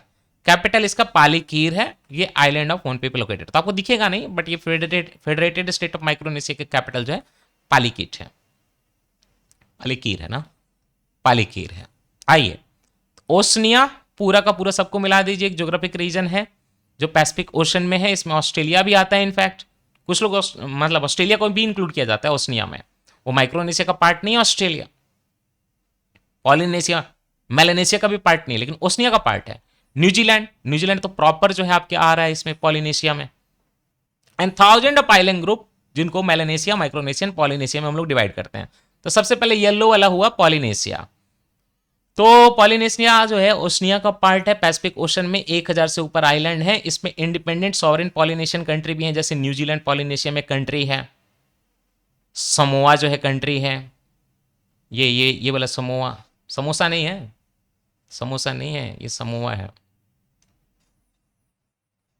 ये वाला समोआ।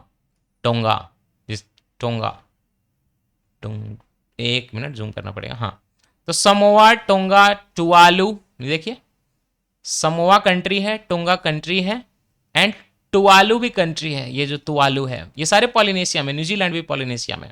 इसके अलावा फ्री एसोसिएशन है न्यूजीलैंड के, जैसे cook island and new, new तो नहीं दिखा हुआ यहाँ पे, but cook island and new जो है वो इंडोनेशिया से, सॉरी जो न्यूजीलैंड से अटैच्ड हो, आप समझ रहे हो। मतलब न्यूजीलैंड ने काइंड ऑफ उनको फ्रीडम दी हुई है, लेकिन फिर भी अपने देश के अंदर मानता है, ऐसा मान लीजिए। देन आता है माइक्रोनेशिया। माइक्रोनेशिया कहाँ पे, ये तो आपने पॉलिनेशिया पढ़ लिया। ऊपर वाला जो पोर्शन है ये माइक्रोनेशिया है, जिसमें कि फेडरेटेड स्टेट ऑफ माइक्रोनेशिया एक कंट्री है। अब आप देखेंगे कि गुआम जो है वो यूएसए का पार्ट है, जिसपे साउथ कोरिया बार बार बोलता है। यही गुआम पे तो अटैक हुआ था काफी पहले, गुआम आइलैंड। माइक्रोनेशिया जो ओसनिया का पार्ट है वेस्टर्न पैसिफिक ओशन में, इसमें 2100 के आसपास आइलैंड है। और यहाँ पे जो है इंडिपेंडेंट नेशंस भी हैं, यूएस की टेरिटरी भी है। नेबरिंग कंट्री जो है उसके बगल में नेबरिंग रीजन पॉलिनेशिया, मेलानेशिया है। तो अगर आप माइक्रोनेशिया देखेंगे तो वहाँ पे कैरोलिन आइलैंड जो है, वहाँ पे फेडरेटेड स्टेट ऑफ माइक्रोनेशिया जो है, कैरोलिन आइलैंड करके ग्रुप है, उसमें फेडरेटेड स्टेट ऑफ माइक्रोनेशिया आते हैं। और एक पलाऊ जो है वो इंडिपेंडेंट कंट्री है। यहाँ पे जो आप ये पलाऊ नहीं दिख रहा ना, यहाँ दिख रहा है, ये पलाऊ जो है एक इंडिपेंडेंट कंट्री है। इसके अलावा मैरियाना आइलैंड जो है वो यूएस का टेरिटरी, वहाँ पे गुआम है, एंड साथ ही साथ US Commonwealth of the Northern Mariana Island भी है। Marshall Island, a presidential republic in free association with United States. United State को कुछ अपनी मर्जी से करवाना होता ना, तो मार्शल आइलैंड से करवाती है। Gilbert island, part of the nation of Kiribati. Other island भी हैं इसमें, Nauru and wake island. Melanesia, ये जो है ओसनिया का पार्ट, इसमें जो है न्यू गिनी है, जो आपको दिखाया था, in the west of Fiji, in the east, Fiji भी है यहीं पे। पपुआ न्यू गिनी, ये लार्जेस्ट नेशन है इस पूरे रीजन में, बहुत अच्छा डाइवर्सिटी वगैरह। उसके बगल में तो गिनी आ जाएगा, वो उससे बिलोंग करता है। पपुआ आ जाएगा, सॉरी, पपुआ जो है इंडोनेशिया से बिलोंग करता है, यही वाला मेलानेशिया ग्रीन वाला है। ये पपुआ न्यू गिनी बन गया, और ये इंडोनेशिया का पपुआ है। पपुआ पपुआ सोलोमन आइलैंड यहाँ पे है, न्यू कैलेडोनिया यहाँ पे है, एंड फीजी यहाँ पे है, वनुवातु यहाँ पे। तो फीजी ईस्टर्न आइलैंड नेशन है, कोरल रीफ बहुत सुंदर है, घूमने आ जाइएगा अपनी वाइफ के साथ। सोलोमन आइलैंड, यहाँ पे सोलो ट्रिप कर लीजिएगा अपनी वाइफ के साथ, सॉरी अकेले। And island chain north east of Australia with heavy world war II हिस्ट्री। वनुवातु इंडिपेंडेंट आइलैंड रिपब्लिक, ये भी है। New Caledonia collectively govern by France only. New Caledonia अपनी इंडिपेंडेंस मांग रहा था रिसेंटली, पता है, बहुत वायलेंस हो रहा था, तो फ्रांस ने दबा दिया उसको। Western New Guinea, obviously western half of New Guinea, वो इंडोनेशिया की टेरिटरी है। एक ना मोम्बासा डिक्लेरेशन हुआ है, मैं बताता हूँ मुद्दा क्या है।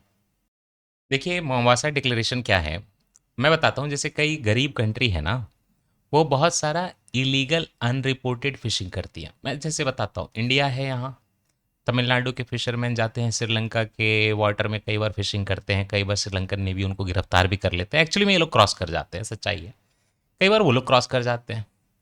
तो ये क्या अनरिपोर्टेड है, इलीगल है, लेकिन इससे भी कहीं ना कहीं इकोनॉमी में फ़ायदा होता है।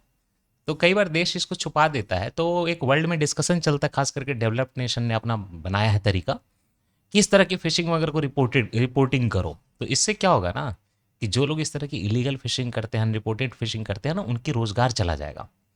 अब ये बहुत, आप समझ सकते हैं ना कैसा एक मुद्दा हो गया। जैसे इंडिया में कंपलसरी लाइसेंसिंग है कि कोई भी मेडिसिन दुनिया भर में बनी हो, 20 साल में वो एक्सपायर हो जाता है लाइसेंस इंडिया में उसका, और उसके बाद कोई जेनरिक मेडिसिन बन सकती है। तो 2 लाख की मेडिसिन आपको हो सकता है कि 200 रुपये में मिलने लगे। बट ये तो सुप्रीम कोर्ट का डिसीजन है, तो इंडिया में चल रहा है, और WTO भी अलाउ करता है, तो चीज़ें चल रही हैं। लेकिन अगर ये नहीं अलाउ करे तो फिर क्या होगा, तो फिर वो इलीगल हो जाएगा। तो कई बार कंट्री चाहती हैं कि कुछ चीज़ें जो है इलीगल चलती रहे, जुगाड़ समझते हो ना आप, तो इंडिया भी चाहता है चलता रहे एक्चुअली। अब ये मोम्बासा डिक्लेरेशन लेकिन अगर आप देखेंगे तो ये इलीगल फिशिंग के खिलाफ और लेकर आ रहे हैं गरीब कंट्री, तो इनको किन्हीं ने भड़काया है। Mombasa declaration to combat illegal fishing, ये जो है मोम्बासा केन्या में है, वहां पे जो है 11th आर ओशन कॉन्फ्रेंस चल रहा था, वहां पे हुआ। तो इसमें मोस्टली अफ्रीका, एशिया, यूरोप और कैरेबियन आइलैंड वगैरह के कंट्री थे और कुछ पैसिफिक ओशन के, और उन्होंने बोला कि हम लोग जो है आईयूयू पे रोक लगाएंगे, मतलब illegal, unreported and unregulated fishing नहीं होने देंगे। अब इस डिक्लेरेशन में बहुत सारे कोएलिशन फॉर फिशरीज ट्रांसपेरेंसी का सपोर्ट था, ग्लोबल नेटवर्क है जिसमें 16 सिविल सोसाइटी ऑर्गेनाइजेशन, एनजीओ वगैरह हैं, फिशरी का गवर्नेंस जो है एकदम स्ट्रीमलाइन करना चाहते हैं। एक ओवरऑल पूरे वर्ल्ड में global charter for fisheries transparency चल रहा है, उसके लिए ये इसको इंडोर्स करता है, बढ़ावा देता है। और इसमें 10 लो कॉस्ट पॉलिसी प्रिंसिपल दिए गए हैं कि कैसे हम लोग ट्रांसपेरेंट और सस्टेनेबल फिशरीज मैनेजमेंट करें। Sustainable countries supporting the declaration, छोटी छोटी कंट्री, लेकिन देखिए फ्रांस भी है यहाँ पे, बेल्जियम भी है, इंडिया इसका सिग्नेटरी नहीं है। याद रखिएगा, इंडिया ने बोला कि हम साइन नहीं करेंगे, हम इलीगल फिशिंग करने देंगे, हमारा रोजगार है लोगों का। भारत और यूके के बीच में कॉम्प्रिहेंसिव इकोनॉमिक ट्रेड अग्रीमेंट जो हुआ है सीटा, इसके बारे में पढ़ लेते हैं। तो India UK comprehensive economic and trade agreement सेटा, और साथ ही साथ में एक डबल कंट्रीब्यूशन कन्वेंशन होता है। अच्छा, नौकरी करेंगे ना आप, नौकरी करेंगे तो आपका पीएफ कटेगा। पीएफ मतलब एक तरफ आपका एम्प्लॉयर जो है वो कुछ पैसे देगा, एक तरफ गवर्नमेंट पैसे देगी, और उससे एक तरह का आपका पेंशन फंड बनता है। अब कोई भारत से मान लीजिए कि यूके में नौकरी करने गया, तो क्या वो दोनों जगह कंट्रीब्यूट करे अपने पेंशन फंड में? नहीं। तो डबल कंट्रीब्यूशन कन्वेंशन जो है उसको अवॉइड करने के लिए है, क्योंकि लोग जाएंगे, अब लेबर जाएगा इधर से उधर। 15 जुलाई 2026 से फोर्स में आ चुके हैं दोनों। तो यूनाइटेड किंगडम क्या करेगा, वो ड्यूटी फ्री मार्केट एक्सेस दे रहा भारत के नियरली 99% एक्सपोर्ट्स को, तो ऑलमोस्ट 100% मान लीजिए ट्रेड वैल्यू पे एकदम ड्यूटी फ्री जाएगा हमारा सामान। और इंडिया जो है चूंकि गरीब कंट्री है, तो प्रोग्रेसिवली जो है टैरिफ रिड्यूस करेगा। 89.5% ऐसे टैरिफ लाइन है, मतलब ऐसे प्रोडक्ट है जिसपे वो कम करेगा, और वो ओवरऑल यूके का 91% एक्सपोर्ट जो इंडिया में आता है उसको कवर कर लेंगे। लेकिन हाँ, इंडिया ने कोई टैरिफ कंसेशन डेयरी के प्रोडक्ट पे, एग्रीकल्चर वाले पे, मिलेट पे, एप्पल पे, एडिबल ऑयल पे, गोल्ड पे नहीं दिया है। साथ ही साथ पीएलआई स्कीम में कोई सेंसिटिव सेक्टर है, मेक इन इंडिया वाले कुछ चीज़ें हैं, वहाँ पे धीरे धीरे कराएंगे, 5 से 10 साल में हम लोग टैरिफ कम करेंगे। और डबल कंट्रीब्यूशन कन्वेंशन वही है, बायलेटरल सोशल सिक्योरिटी अरेंजमेंट है, जिसमें कि हम लोग एलिजिबल टेम्पररी वर्कर जो इधर से उधर मूव करेंगे, टेम्पररी वाले, तो उनको कोई सोशल सिक्योरिटी कंट्रीब्यूशन दोनों साइड ना देना पड़े, उसके लिए ये निगेट करता है उसको। इंडिया यूके का सेटा का जर्नी जो है 2021 में शुरू हुआ था। सबसे पहले हमने एनहांस ट्रेड पार्टनरशिप चलाया, एक रोड मैप लाया 2030 के लिए। 2025 में हमने नेगोशिएशन कंक्लूड कर लिए 14 राउंड ऑफ टॉक के बाद। फिर 2025 में हमने सेटा का जो है साइनिंग कर लिया, लंदन में हुआ था। 2026 के फरवरी में डबल कंट्रीब्यूशन कन्वेंशन भी साइन हो गया, और 15 जुलाई 2026 से दोनों चीज़ें जो हैं सेटा और डबल कंट्रीब्यूशन कन्वेंशन चालू हो गए। प्रधानमंत्री हमारे न्यूजीलैंड गए थे ना, फर्स्ट टाइम ऐसा हुआ था, विजिट हुआ था कि इंडियन प्राइम मिनिस्टर ने न्यूजीलैंड को विजिट किया पिछले 40 सालों में। अब इंडिया ने, न्यूजीलैंड ने इस मौके पर अपना बायलैटरल रिलेशनशिप जो है स्ट्रेटजिक पार्टनरशिप पे अपग्रेड कर लिया। स्ट्रेटजिक, कॉम्प्रिहेंसिव स्ट्रेटजिक पे नहीं है, स्पेशल स्ट्रेटजिक पे नहीं है, स्ट्रेटजिक पार्टनरशिप में कन्वर्ट कर लिया है। अब इसका एक रोड मैप भी बनाया है 2030 तक का। हम कह रहे हैं कि आगे से हम लोग annual maritime security dialogue करेंगे कि न्यूजीलैंड भी सिक्योर रहे मैरी टाइम में, इंडिया भी सिक्योर रहे, और एक joint working group on counter terrorism भी क्रिएट करेंगे।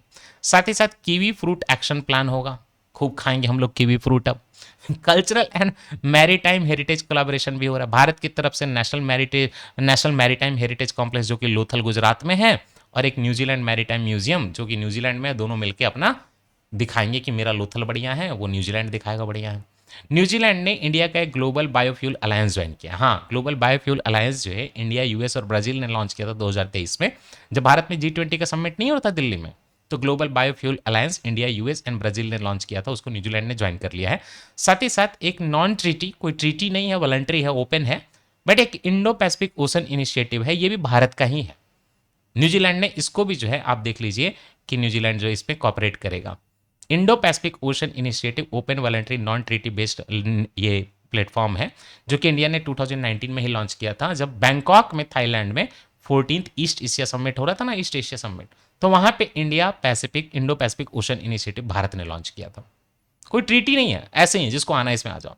एक चीज याद रखिएगा, जब वर्ल्ड वार हो रहा था ना फर्स्ट वाला, तो न्यूजीलैंड जो था वो कहीं ना कहीं, मतलब यूरोपियन नेशन, ये इंग्लैंड वगैरह के साथ था, अमेरिका के साथ था। तो न्यूजीलैंड की ना फोर्सेस थी, ऑस्ट्रेलिया न्यूजीलैंड की कंबाइंड फोर्सेस, क्योंकि यूनाइटेड किंगडम के अंदर तो ऑस्ट्रेलिया आता था ना, तो Australian and New Zealand army corps बोले जाते थे वो, एंजाक फोर्सेस। उसके साथ हमारे भारत के भी लोग थे, क्योंकि हम भी जो है यूके का ही एक तरह से कॉलोनी थे, तो हमारे भी फोर्सेज जाते थे। इंडिया गेट जो है, इंडिया गेट पे किन के नाम लिखे हुए आपको पता है? इंडिया गेट पे उनके नाम लिखे हुए हैं जो इंडियन आर्मी के लोग थे, जो ब्रिटिश आर्मी में सर्व करते थे वर्ल्ड वॉर 1 में, जिनकी जान गई थी, उनके नाम लिखे हुए हैं। हाँ, वो कोई करगिल का या बाद का युद्ध का नहीं है, इंडिया पाकिस्तान के युद्ध का, वो उस टाइम का है कि अंग्रेजों को सर्व करते हुए भारत के जो लोग की मतलब अब जो बोले आप, डेथ हुई थी, मार्टाइडम हुई थी, शहादत हुई थी। अब इसमें मुझे मत आइएगा बोलने कि टेक्निकली हम इसको शहादत नहीं बोलते हैं, मार्टाइडम नहीं बोलते हैं, कुर्बानी नहीं बोलते हैं, वो सब पे नहीं जाते हैं, जेनरिक वर्ड यूज़ कर लेते हैं। चलिए, सेक्रीफाइस किया था जिन लोगों ने, तो उनके नाम लिखे हुए हैं इंडिया गेट पे दिल्ली में। तो इंडियन फोर्सेज जो है एक अंजाक फोर्सेज के साथ मिलके गई थी, Indian soldiers fought along with Anzac forces during the Gallipoli campaign 1915 में। अब ये गैलीपोली कैंपेन कहाँ पता आपको? जब आप टर्की जाएंगे ना, तो ये आपका डार्डेनेलिस स्ट्रेट है, यहाँ से आप क्रॉस करते हैं, धीरे धीरे बढ़ के ब्लैक सी जाते हैं, यहाँ पे लड़ाई चल रही थी। ये जो आप छोटा सा पेनिनसुला देख रहे हैं, ये है गैलीपोली पेनिनसुला। तो बताइए, न्यूजीलैंड और ऑस्ट्रेलिया की फोर्सेज जो हैं यहाँ पे आई हुई हैं, एशिया और यूरोप के पॉइंट पे, और वहाँ इंडियन फोर्सेज भी गई हुई थी, क्योंकि टर्की किधर था? टर्की फर्स्ट वर्ल्ड वार में जर्मनी के साथ था ना, तभी तो खिलाफत आंदोलन हुआ था भारत में, टर्की हार गया था, अंग्रेज टर्की को काट दिया था अंग्रेजों ने। India bans import of goods made using forced labour, ये एक्चुअली में इंटरनेशनल लेबर ऑर्गेनाइजेशन है, वो कहती है कि किसी देश से अगर आपको लगता है कि फोर्स्ड लेबर से, स्लेवरी से कोई गुड बना हुआ, प्रोडक्ट बना हुआ, तो आप उसको इंपोर्ट ही मत करिए, क्योंकि वो क्राइम है। तो हमारा जो फॉरेन ट्रेड पॉलिसी है उसमें देखिए, directorate general of foreign trade जो है हमारे, उन्होंने अमेंड करवा दिया है फॉरेन ट्रेड पॉलिसी 2023 का, और बोला है कि कोई भी सामान पार्टली या होली अगर फोर्स्ड लेबर से बना है तो भारत उसको इंपोर्ट नहीं करेगा। इसमें पैराग्राफ 2.20 बी है, डाल दिया गया फॉरेन ट्रेड पॉलिसी में। इसके लिए एक हैंडबुक ऑफ प्रोसीजर भी डिटेलिंग है 2023 में। इंडिया ने कुछ नहीं किया है, जो इंटरनेशनल लेबर ऑर्गेनाइजेशन का फोर्स्ड लेबर कन्वेंशन है 1930 का, कन्वेंशन नंबर 29 बोलते हैं, उसको अडॉप्ट कर लिया है। इनफैक्ट यूएसए ने इंडिया को ऑलरेडी बोला था, यूएसटीआर का सेक्शन 301 इन्वेस्टिगेशन करके चल रहा था कि कोई भी सामान इंपोर्टेड फोर्स्ड लेबर का नहीं होना चाहिए। तो भारत अगर इसको कन्वेंशन को मान लेगा ना, येलो वाले को, तो अमेरिका भी जो है भारत से ट्रेड नेगोशिएशन अच्छे से कर पाएगा कि भारत तो ऐसी चीज़ों का इंपोर्ट नहीं करता है जो फोर्स्ड लेबर से बनी है, तो हम भारत के साथ संधि कर सकते हैं ट्रेड का। इंडिया इंडोनेशिया का रिलेशन तो बड़ा इंपॉर्टेंट हो गया। मोदी जी जो है इंडोनेशिया गए, और उनको वहाँ पे जो है हाईएस्ट सिविलियन अवार्ड मिला, जो कि इसके पहले नेहरू जी को खाली मिला था as a prime minister Bharat से। तो भारत के प्राइम मिनिस्टर का स्टेट विजिट किया इंडोनेशिया का, और वहाँ पे जो है कॉम्प्रिहेंसिव स्ट्रेटेजिक पार्टनरशिप पहले से ही था और स्ट्रांग हो रहा है, जो कि 2018 में बना था। और बड़ी बात यह है कि इंडोनेशिया ने $200 मिलियन का अग्रीमेंट किया है कि वो BrahMos supersonic cruise missile Bharat से खरीदेगी। Indonesia has also place the first export order for India's Astra air to air missile. Astra पहली बार किसी देश को बेचा जाएगा तो इंडोनेशिया को, और वो एकदम ऑर्डर हो चुका है। अच्छा, इंडोनेशिया में ना एक सबांग पोर्ट है। सबांग पोर्ट की खासियत क्या है कि अब वो स्ट्रेट ऑफ मलक्का के ना बिल्कुल पास में, मैं दिखाता हूँ, ये इंडोनेशिया का पोर्शन हुआ है ना। यहाँ पे आप जाएंगे ना तो एक पोर्ट है जिसको बोलते हैं सबांग पोर्ट, ये भारत डेवलप कर रहा था। इसका फायदा क्या, स्ट्रेट ऑफ मलक्का यहीं पे है, तो इस पर नजर रख पाएगा भारत। हालांकि भारत का लक्षद्वीप, अंडमान भी डेवलप कर रहा है भारत, निकोबार को प्रोजेक्ट चल रहा है, बट सवांग पोर्ट तो और कनेक्टेड हो जाएगा यहाँ से। तो कल को जो है मान लीजिए कि चाइना को रोकना हो, सामान चोक करना हो, आप बोलेंगे नीचे क्यों नहीं, नीचे पोलर एरिया बहुत घूम के जाना पड़ेगा, यहाँ पे चोकिंग होगी जो होगी, ठीक है। यहाँ पे मैं रुक के एक चीज़ और बता देता हूँ कि खाली सबांग पोर्ट जो है भारत का डेवलपमेंट नहीं है। अगर आप जाएं सेशल्स में तो वहाँ पे जो है पोर्ट भारत डेवलप कर रहा है। एंड देन अगर आप जाएं ओमन में तो दुकम पोर्ट भारत डेवलप कर रहा है। चाबहार वाला ईरान में है, लेकिन अभी इतना लड़ाई चल रही है कि उसका क्या फ़ायदा। इसके अलावा शायद आपको ना पता हो, ये जो बांग्लादेश है वहाँ पे भी हमारा, बांग्लादेश का इनफैक्ट मोंगला पोर्ट जो है भारत डेवलप कर रहा है। श्रीलंका में टिक्नोमेली तो चाइना डेवलप कर रहा है, लेकिन श्रीलंका में कोलंबो पोर्ट जो है भारत डेवलप कर रहा है। इसके अलावा भी कुछ पोर्ट है भारत के हाथ में, और म्यांमार में सिटवे पोर्ट है यहाँ पे, ये जो है भारत डेवलप कर रहा है। ये भारत के जो है अब्रॉड में पोर्ट्स है जो आपको बताया अभी। ये थर्ड इंडोनेशियन सिक्योरिटी डायलॉग भी जो है यहीं पे हुआ था, इंडिया इंडोनेशिया सिक्योरिटी डायलॉग। इसी मीट में सेल जो है steel authority of India limited एक स्टेनलेस स्टील का मैन्युफैक्चरिंग फैसिलिटी इंडोनेशिया में बनाएगी, और साथ ही साथ भारत जो है वीट के सीड्स देगा इंडोनेशिया को, DWR 162 बोल के 100 टन। बढ़िया बढ़िया वीट है, अब लोग जो है चावल छोड़ के वीट खाएंगे। इंडोनेशिया का जो ओपन नेटवर्क है, इंडोनेशियन ओपन नेटवर्क, वो लॉन्च कर दिया गया। क्यों? क्योंकि भारत का ओएनडीसी है ना, open network for digital commerce, जिसमें इंडिया पोस्ट ने पहला शिपमेंट भेजा था, आपने सुना होगा। उस तरह से इंडोनेशिया भी अपना डेवलप कर रहा है इंडोनेशियन ओपन नेटवर्क देख देख के। लाइजन ऑफिसर भी बनाए जाएंगे जो जोड़ के रखेंगे information fusion centre and Indian Ocean origin region को, इंडियन ओशन रीजन और इंफॉर्मेशन फ्यूजन सेंटर इंडिया का।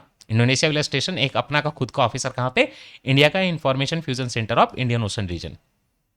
ठीक है। और साथ ही साथ भारत डेवलप करवाएगा, रेस्टोरेशन करवाएगा प्राम्बनन टेम्पल का। तो आपको जानना है कि 9th सेंचुरी 800 समथिंग में हिंदू टेम्पल एक बना इंडोनेशिया में, वहां पे योगाक्यार्ता करके रीजन है जावा में, तो वहां पे एक प्राम्बनम टेम्पल है, उसको भारत रीडेवलप करेगा। वो जो गॉड को डेडिकेटेड है, त्रिमूर्ति को, ब्रह्मा विष्णु महेश को, राइट। ये यूनेस्को वर्ल्ड हेरिटेज साइट है। उसकी खासियत ये है कि ये लार्जेस्ट मतलब हिंदू टेम्पल है पूरे इंडोनेशिया में, और साथ ही साथ सेकेंड लार्जेस्ट टेम्पल है साउथ ईस्ट एशिया में after Angkor Wat. Most probably Rakai Pikatan ने इसकी शुरुआत की थी 9th सेंचुरी में, और इनाग्रेट उनके सक्सेसर किंग लोकपाल ने किया था। अगर मैं बात करूं अब यहाँ पे कि ये सेकेंड लार्जेस्ट टेम्पल है साउथ ईस्ट एशिया में, तो पहला कौन सा है, वो है अंकोर वाट।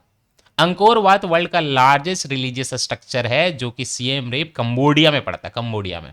ये भी यूनेस्को वर्ल्ड हेरिटेज साइट है। शुरुआत में ये हिंदू टेम्पल था, गॉड विष्णु को dedicated. Khmer architecture, Khmer king Suryavarman two ने उसको बनाया था 1113 के आसपास में। और धीरे धीरे ये हिंदू टेम्पल से, जो कि डेडिकेटेड था लॉर्ड विष्णु को, थेरावाडा बुद्धिज्म को डेडिकेट हो गया 13th सेंचुरी में। इंडोनेशिया के बारे में मैं दिखा देता हूँ। ये सारा आइलैंड जो आप देख रहे हैं ना, सब इंडोनेशिया। तो सबसे पहले यूपी से ने पूछा था कि कौन सा आइलैंड करीब पड़ेगा, तो ये देखिए, ये सुमात्रा आइलैंड है पूरा का पूरा। सुमात्रा सुमात्रा सुमात्रा चल रहा है, देखिए साउथ सुमात्रा, नॉर्थ सुमात्रा, और वहां पे एक असेह करके रीजन है, ये याद रखिएगा, ये काफी इंपॉर्टेंट हमारे लिए। तो सुमात्रा हो गया भारत के सबसे करीब। उसके बाद क्या है, ये पूरा का पूरा आइलैंड जो है जावा है, जावा है, यहीं पे जकार्ता है, यहीं पे देखिए। फिर उसके बाद देखिए बाली है ना, जो हिंदू पॉपुलेशन है काफी ज्यादा वहां पे, राइट।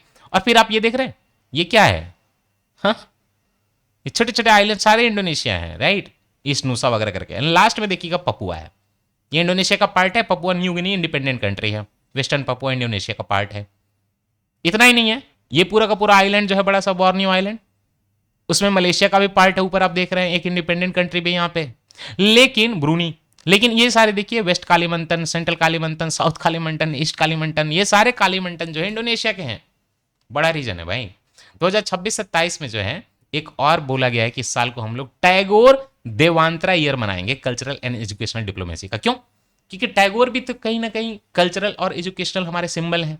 उसी तरह से इंडोनेशिया में की हजार देवांतरा, जिनका जन्म जो है राडेन मास सोवार्दी के नाम से हुआ था, वहां के इंडोनेशियन इंडिपेंडेंस के एक्टिविस्ट थे, राइटर थे, पॉलिटिशियन थे, father of Indonesian national education थे। और इनफैक्ट इंडोनेशिया के जो पहले प्रेसिडेंट हुए सुकार्नो, उन्होंने बोला था कि हजार देवांतरा जो हैं हमारे नेशनल हीरो हैं इंडोनेशिया के, 1959 में बोला था।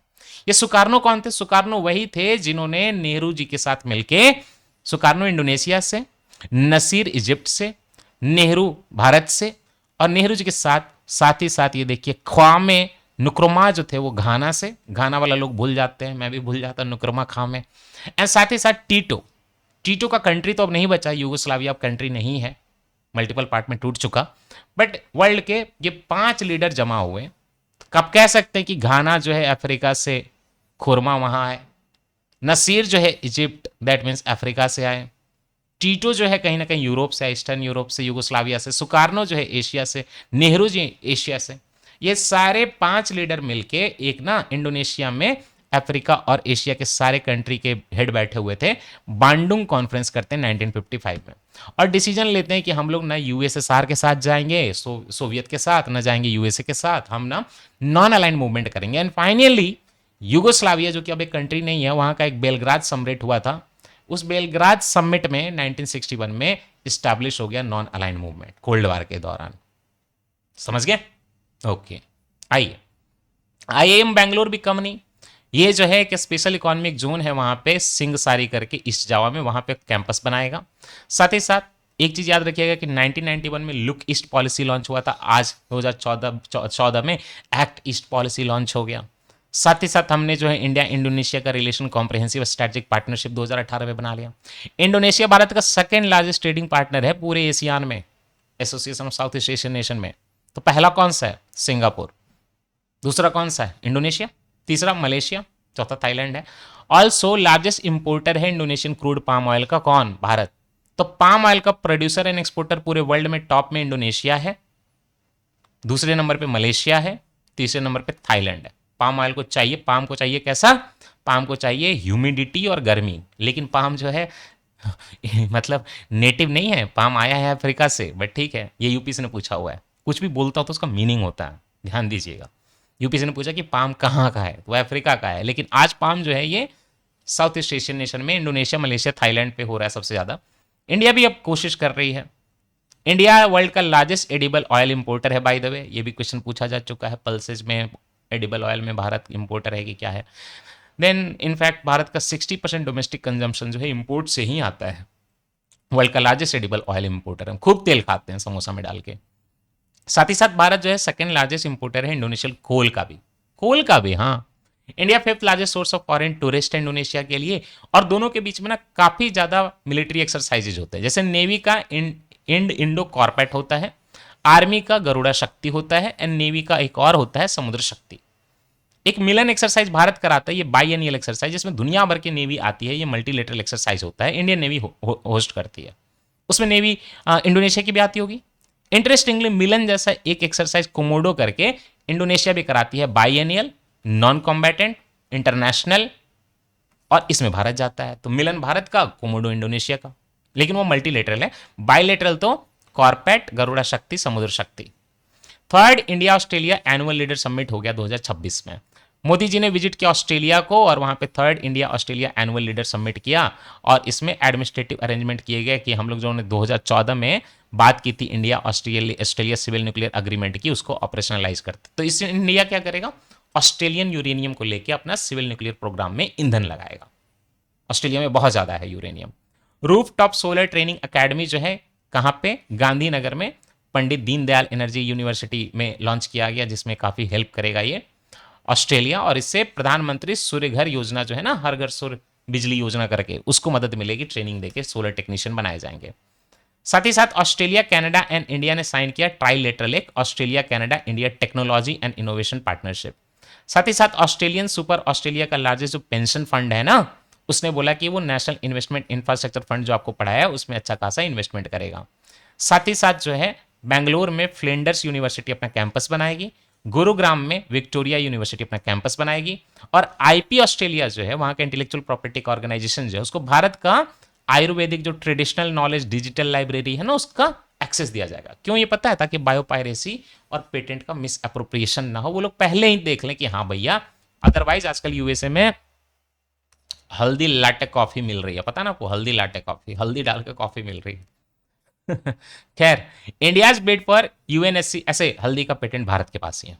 इंडियाज लड़ा था भारत केस, बाहर वालों ने हल्दी का पेटेंट करा लिया था, तो भारत ने केस किया, डब्ल्यूटीओ में तो जीत गया।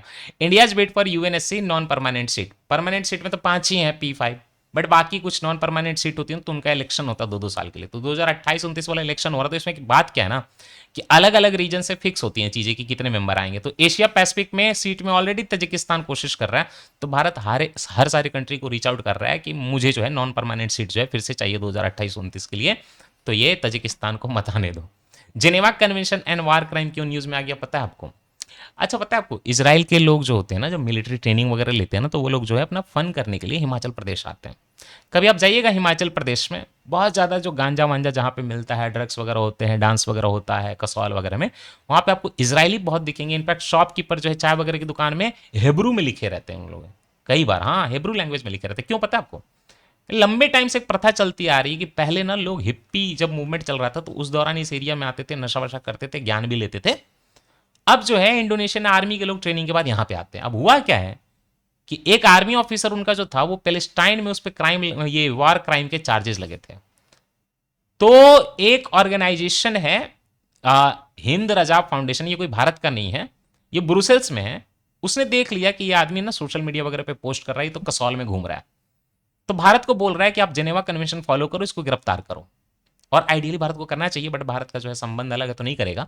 But Geneva convention and war crime में जेनेवा कन्वेंशन 1949 हाईलाइट हो गया। क्यों? क्योंकि ये हमस ट्रेल पे आया। पहले का जो हिप्पी मूवमेंट था ना, उसी को हमस ट्रेल बोलते हैं कि भारत भर घूमो भारत में और नशा वशा करो जहां पे अलाउड है, गोवा वगैरह जाओ, खास करके कसौल जाते हैं लोग।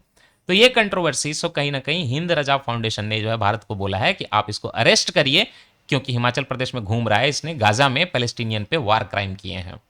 Controversy has triggered international humanitarian law, और इंडिया का लीगल रिस्पॉन्सिबिलिटी क्या है, चलिए हम लोग देखते हैं।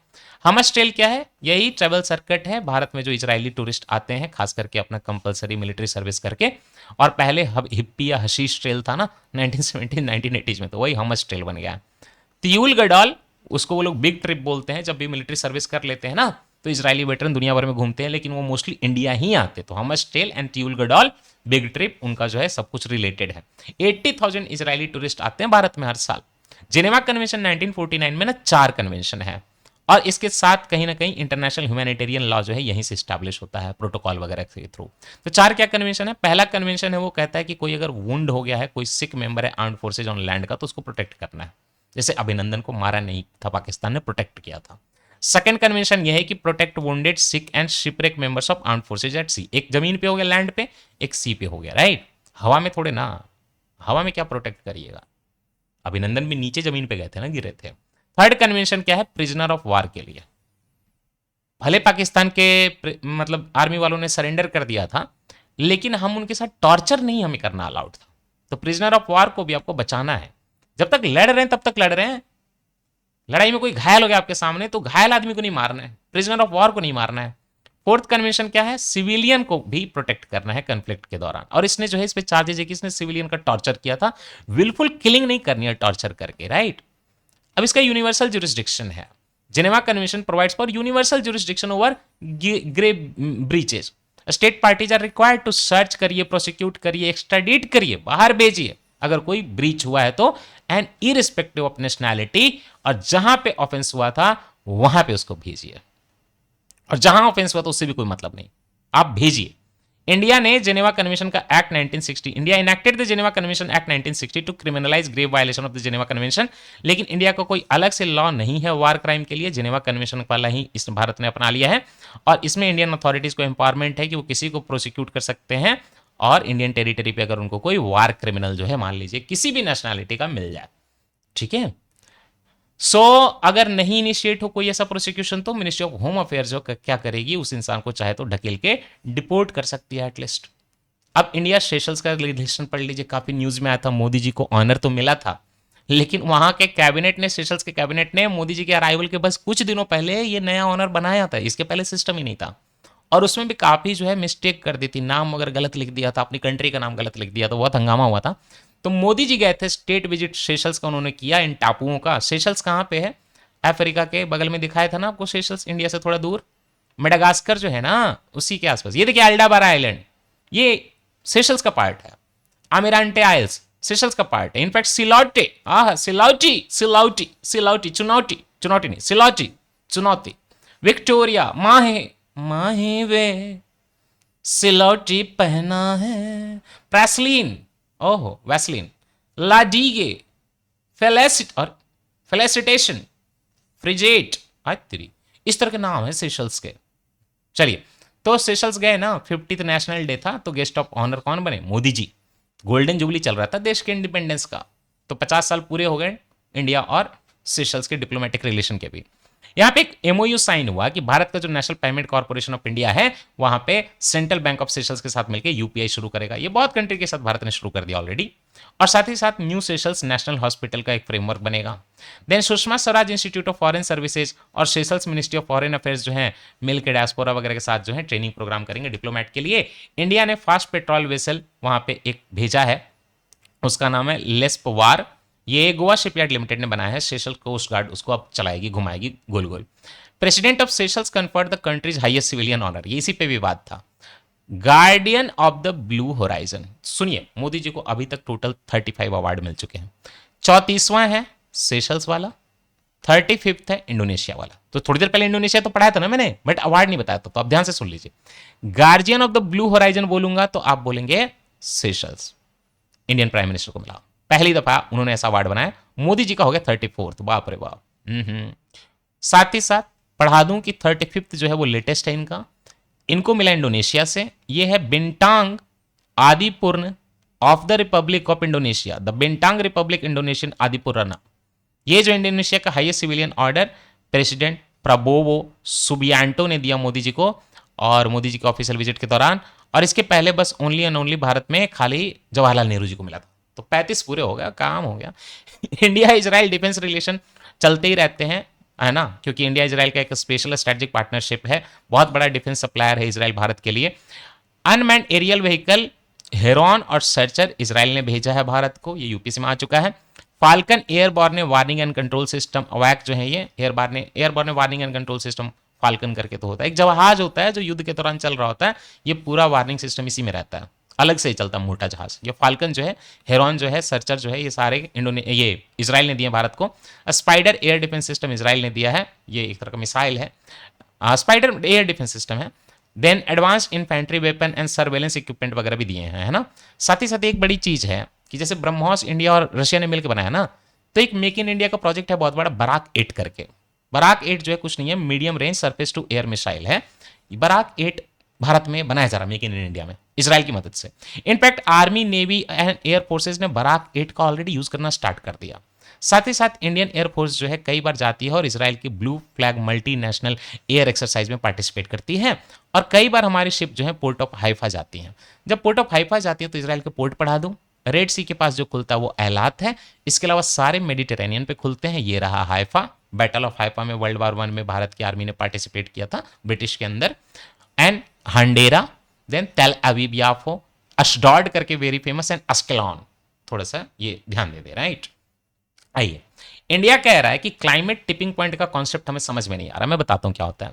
जब भी यूएनएफसीसीसी की मीटिंग होती है ना, तो ना जर्मनी अपने एक बॉन क्लाइमेट कॉन्फ्रेंस कराता है उसके पहले कि क्या एजेंडा डिस्कस होगा। तो इस बार वो कह रहे हैं अपने एजेंडा में ना कि जो यूएनएफसीसीसी का मीटिंग होने वाला है ना, उसमें हम लोग टिपिंग पॉइंट पे डिस्कस करेंगे कि टिपिंग पॉइंट आ रहा है। अब टिपिंग पॉइंट क्या होता है?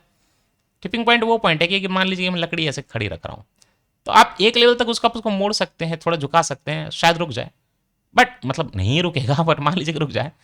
बट एक पॉइंट ऐसा आएगा जब वहां पे आप उसको छोड़ेंगे तो गिर ही जाएगा, इरिवर्सिबल डैमेज।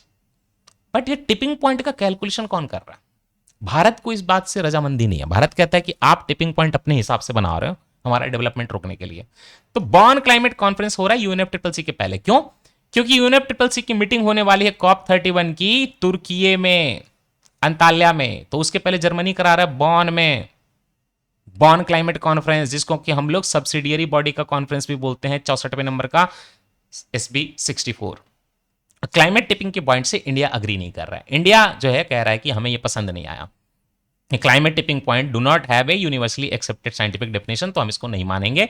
इनफैक्ट आपने जो ये पेरिस एग्रीमेंट पे 1.5 डिग्री 2 डिग्री की बात की थी, ये भी खाली पॉलिटिकल टेम्परेचर टारगेट थे, इसका कोई साइंटिफिक जो है नहीं था कि यही क्लाइमेट टिपिंग पॉइंट है कि 1.5 हो गया तो हम मर जाएंगे सारे, इरिवर्सिबल है। आप इसको प्रूव करिए। इंडिया कह रहा है स्यूडो साइंस है। अच्छा, एनीवे कुछ टिपिंग पॉइंट लोग कहते हैं जैसे कि अमेजन रेन फॉरेस्ट अगर आप पूरे हटा दोगे तो डाई बैक होने लगता ना सारे। अमेजन रेन फॉरेस्ट में कोई ट्री का जो है एक लिमिट के बाद जो है ना उसका डाई बैक होने लगता है, पत्ते पहले टिप से सूखेंगे फिर जो है पेड़ सूख जाएगा। एक पूरे ओशन में चलता है अटलांटिक मेरीडायनल ओवर टर्निंग सर्कुलेशन को लोग कहते हैं कि अगर टेम्परेचर रिवर्स हो गया तो ये पूरा कोलैप्स कर जाएगा। इस तरह के लोगों को लोग कहते हैं टिपिंग पॉइंट सॉरी। इंडिया ने और साथ में ये भी बोला कि ये यूरोपियन यूनियन जो कार्बन बॉर्डर एडजस्टमेंट मैकेनिज्म लगा रहा है हम इससे नाराज है। ये क्या है? ये यूरोपियन यूनियन की कंट्री कहती है ना कि हमें कोई भारत या कोई नेशन मान लीजिए कि हमको एक्सपोर्ट कर रहा है और हम उससे इंपोर्ट कर रहे हैं, तो अगर वो नेशन बहुत ज्यादा पॉल्यूशन करके सामान बना रहा है तो हम उस पर अलग से पैसा लेंगे। कार्बन आपने एमिशन किया है, carbon border adjustment mechanism. Bharat कह रहा है ये क्या है? ये यूनिलेटरल ट्रेड मेजर आप लोग CBAM लगा रहे हो तो अनफेयर बर्डन हम पे लगा रहे हो डेवलपिंग इकोनॉमी पे। हम लोग कार्बन ग्रोथ पे तरफ ट्रांजिशन कर रहे हैं, पैसा नहीं है, आप हम पे कार्बन बॉर्डर एडजस्टमेंट मैकेनिज्म लगा रहे हो। बॉन क्लाइमेट चेंज कॉन्फ्रेंस जो है annual mid year climate change conference होता है, United nation framework convention on climate change के अंदर ही होता है, लेकिन इसको हम लोग सेशन ऑफ सब्सिडियरी बोलते हैं। क्यों? क्योंकि ये एक साल पहले होता है कॉन्फ्रेंस ऑफ द पार्टी के। यूएनएफसीसीसी की जो मीटिंग होती है ना COP जो COP31 होने वाला है यहाँ पे एनाटोलिया में, अंताल्या में, तुर्की में, तो उसके पहले Bonn. Okay, supporting body subsidiary body for implementation, इसके सपोर्टिंग बॉडी कौन है? बॉन वाले के सब्सिडियरी बॉडी फॉर इंप्लीमेंटेशन, ये इंप्लीमेंटेशन को मॉनिटर करता है, सपोर्ट मैकेनिज्म को। And then subsidiary body for scientific and technological advice भी होता है। SBSTA and SBI are nothing but supporting bodies for this Bonn climate conference और session of the subsidiary bodies. चलिए आई सबमिशन ऑन ये overall एसबीएसटी provide scientific and technical advice based on the assessment report, जो कि inter governmental panel on climate change IPCC बनाता ना, assessment report, fifth assessment report, six assessment report, तो उसके हिसाब से subsidiary body for scientific and technological advice काम करता है। सबमिशन ऑन एग्रीकल्चर मैकेनाइजेशन, सब मिशन जो है एग्रीकल्चर मैकेनाइजेशन नाम से आप समझ सकते हैं कि स्मॉल एंड मार्जिनल फार्मर को हमको मॉडर्न टेक्नोलॉजी देनी है, खास करके नॉर्थ ईस्ट में, अनसर्व्ड स्टेट में, जहां पे लोगों के पास मशीन एंड टूल नहीं है। ये जो सब मिशन ऑन एग्रीकल्चर मैकेनाइजेशन है, सब मिशन क्यों बोलते हैं? क्योंकि हमारे कंट्री में राष्ट्रीय कृषि विकास योजना जो है ना, उसी के अंदर है, 2014-15 में लॉन्च हुआ था। ये सेंट्रली स्पॉन्सर्ड स्कीम है, तो स्टेट भी शेयर करता है। इसके लिए हम लोग कस्टम हायरिंग सेंटर बनाते हैं, जहाँ पे किसान जो है मशीनरी और इक्विपमेंट को अफोर्डेबल रेट पे खरीद सकते हैं। तो सब mission on agriculture mechanisation is a part of Rashtriya Krishi विकास योजना, फार्म मैकेनाइजेशन के लिए, छोटे छोटे फार्मर के लिए। सरदार सरोवर प्रोजेक्ट का फाइनेंशियल डिस्प्यूट चल रहा था। मुद्दा क्या है ना कि ऐसे तो सरदार सरोवर प्रोजेक्ट जो है गुजरात में है, लेकिन फायदा जो है महाराष्ट्र को भी होता है, गुजरात को भी होता है, राजस्थान को भी होता है, मध्य प्रदेश को भी होता है। तो गुजरात ने बोला कि वन टाइम सेटलमेंट कर लो भैया, लॉन्ग स्टैंडिंग फाइनेंशियल डिस्प्यूट है, तो सरदार सरोवर प्रोजेक्ट को पढ़ लेते हैं। जैसे आप इसका डिस्प्यूट सेटलमेंट करोगे ना इनफैक्ट, तो सरदार सरोवर प्रोजेक्ट का जो कॉस्ट शेयरिंग है वो भी सेटल हो जाएगा, साथ ही साथ एक इंदिरा सागर प्रोजेक्ट है उसका भी सेटल हो जाएगा। ये जो सरदार सरोवर प्रोजेक्ट है वो गुजरात में है, इंदिरा सागर प्रोजेक्ट जो है वो आपके मध्य प्रदेश के खंडवा जिले के नर्मदा नगर में है, और दोनों जो है वो नर्मदा रिवर पे एक्चुअली। तो सरदार सरोवर प्रोजेक्ट नर्मदा रिवर पे गुजरात में, वहीं पे जहां पे स्टैट्यू ऑफ यूनिटी है पटेल जी का, उसी के आसपास है। इसका काफी विरोध हुआ था एक टाइम पे। तो सरदार सरोवर प्रोजेक्ट गुजरात में है और इंदिरा सागर प्रोजेक्ट जो है खंडवा मध्य प्रदेश में है, दोनों का सेटलमेंट कर दिया जाएगा। गुजरात ने बोला कि ठीक है, हम जो है शेयर बढ़ा दे रहे हैं भैया, 50% की बात की थी, 75 दे रहे हैं, बाकी 25 में महाराष्ट्र, राजस्थान, मध्य प्रदेश दे दें। सरदार सरोवर प्रोजेक्ट जो है कंक्रीट ग्रेविटी डैम है, और ये नर्मदा रिवर पे बनाया गया है, नवग्राम गुजरात में, स्टैट्यू ऑफ यूनिटी के बगल में बिल्कुल।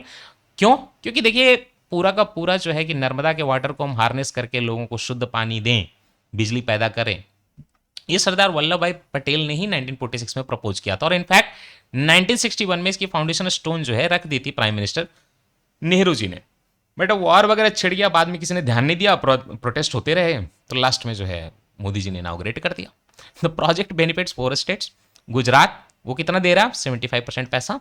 बाकी मध्य प्रदेश, महाराष्ट्र और राजस्थान 25% पैसा दे रहा है। आइए, सेमाग्लूटाइड पेटेंट एक्सपायरी। सेमाग्लूटाइड वही है जिससे मोटे लोग जो है पतले हो जा रहे हैं। तो सेमाग्लूटाइड वही दवाई है जिसको खा के मोटे मोटे लोग जो है ना पतले हो जा रहे हैं। देखिए काम कैसे करता है, मैं बहुत आपको सिंपल भाषा में समझाता हूँ।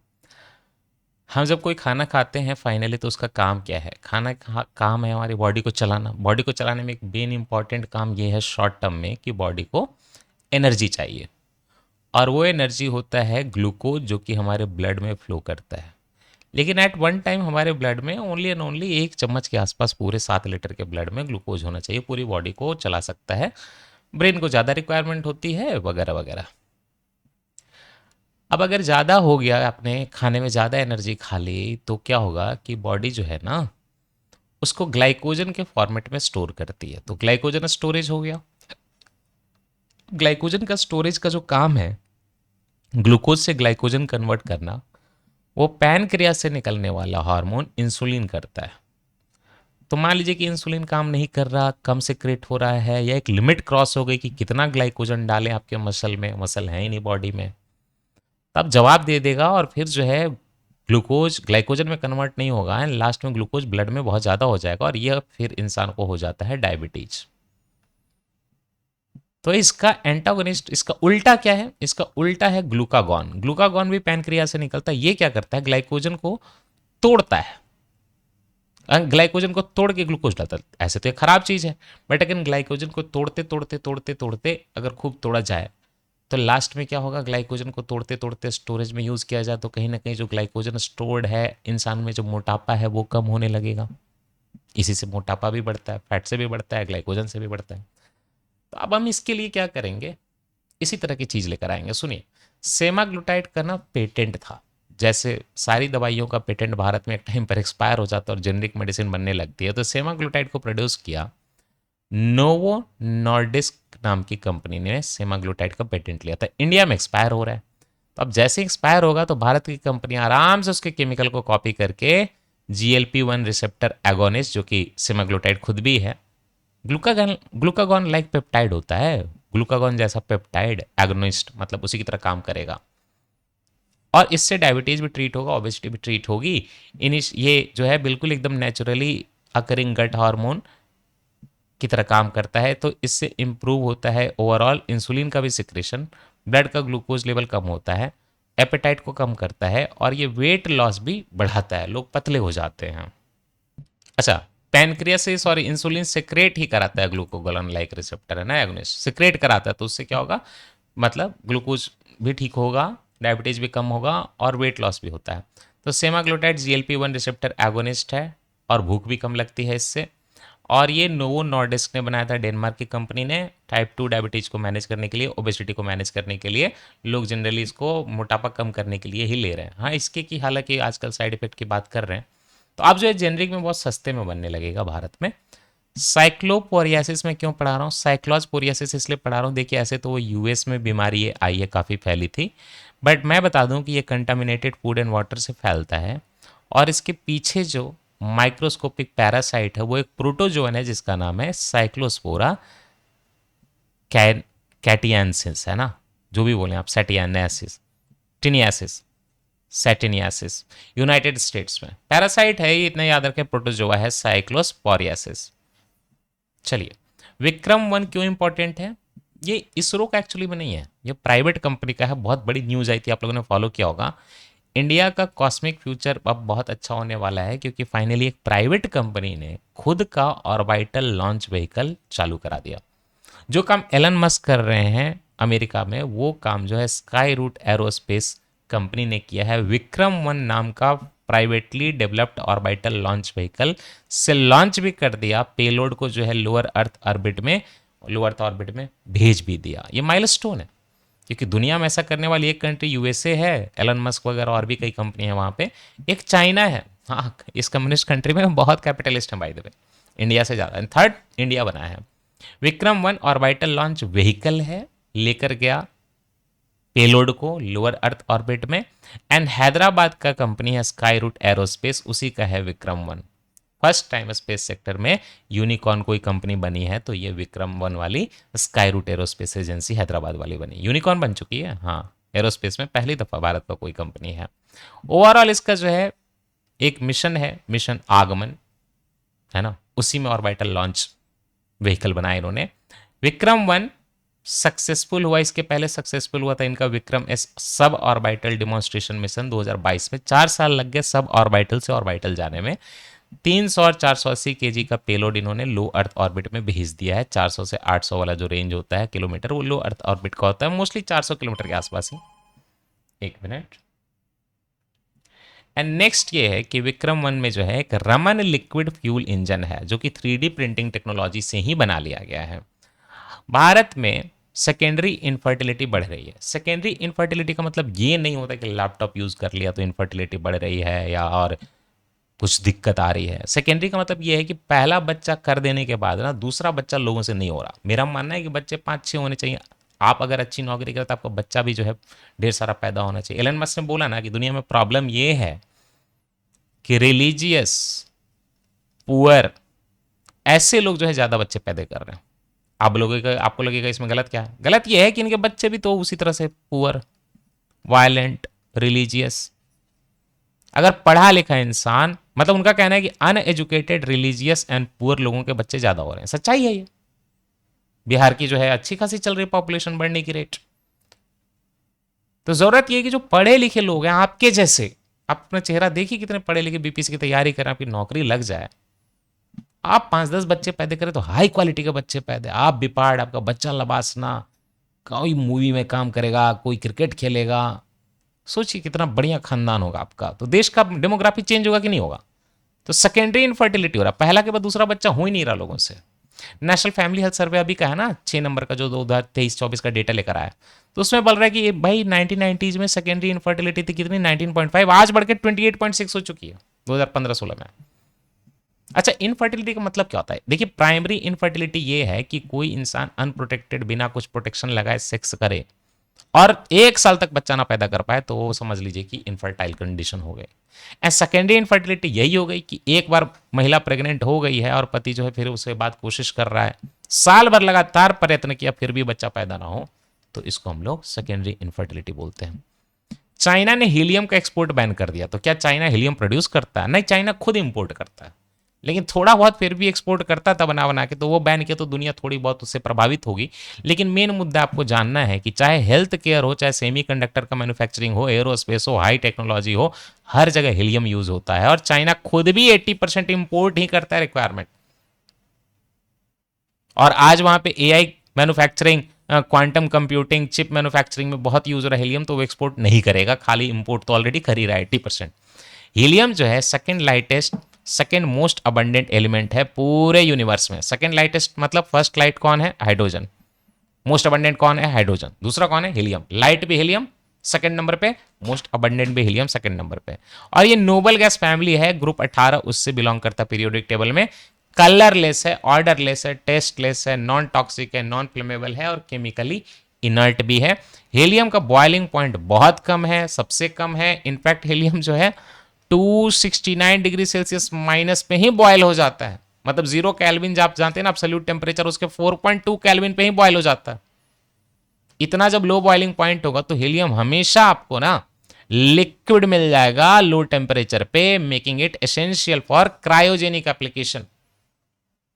जो क्रायोजेनिक कम टेम्परेचर के एप्लीकेशंस होते हैं, कम टेम्परेचर के जो ऑपरेशंस होते हैं, जो मशीन टूल होते हैं, उसमें आराम से आपको बॉइलिंग पॉइंट इतना लो है कि उसके नीचे, जस्ट नीचे, ये गैस की जगह लिक्विड बन जाता है।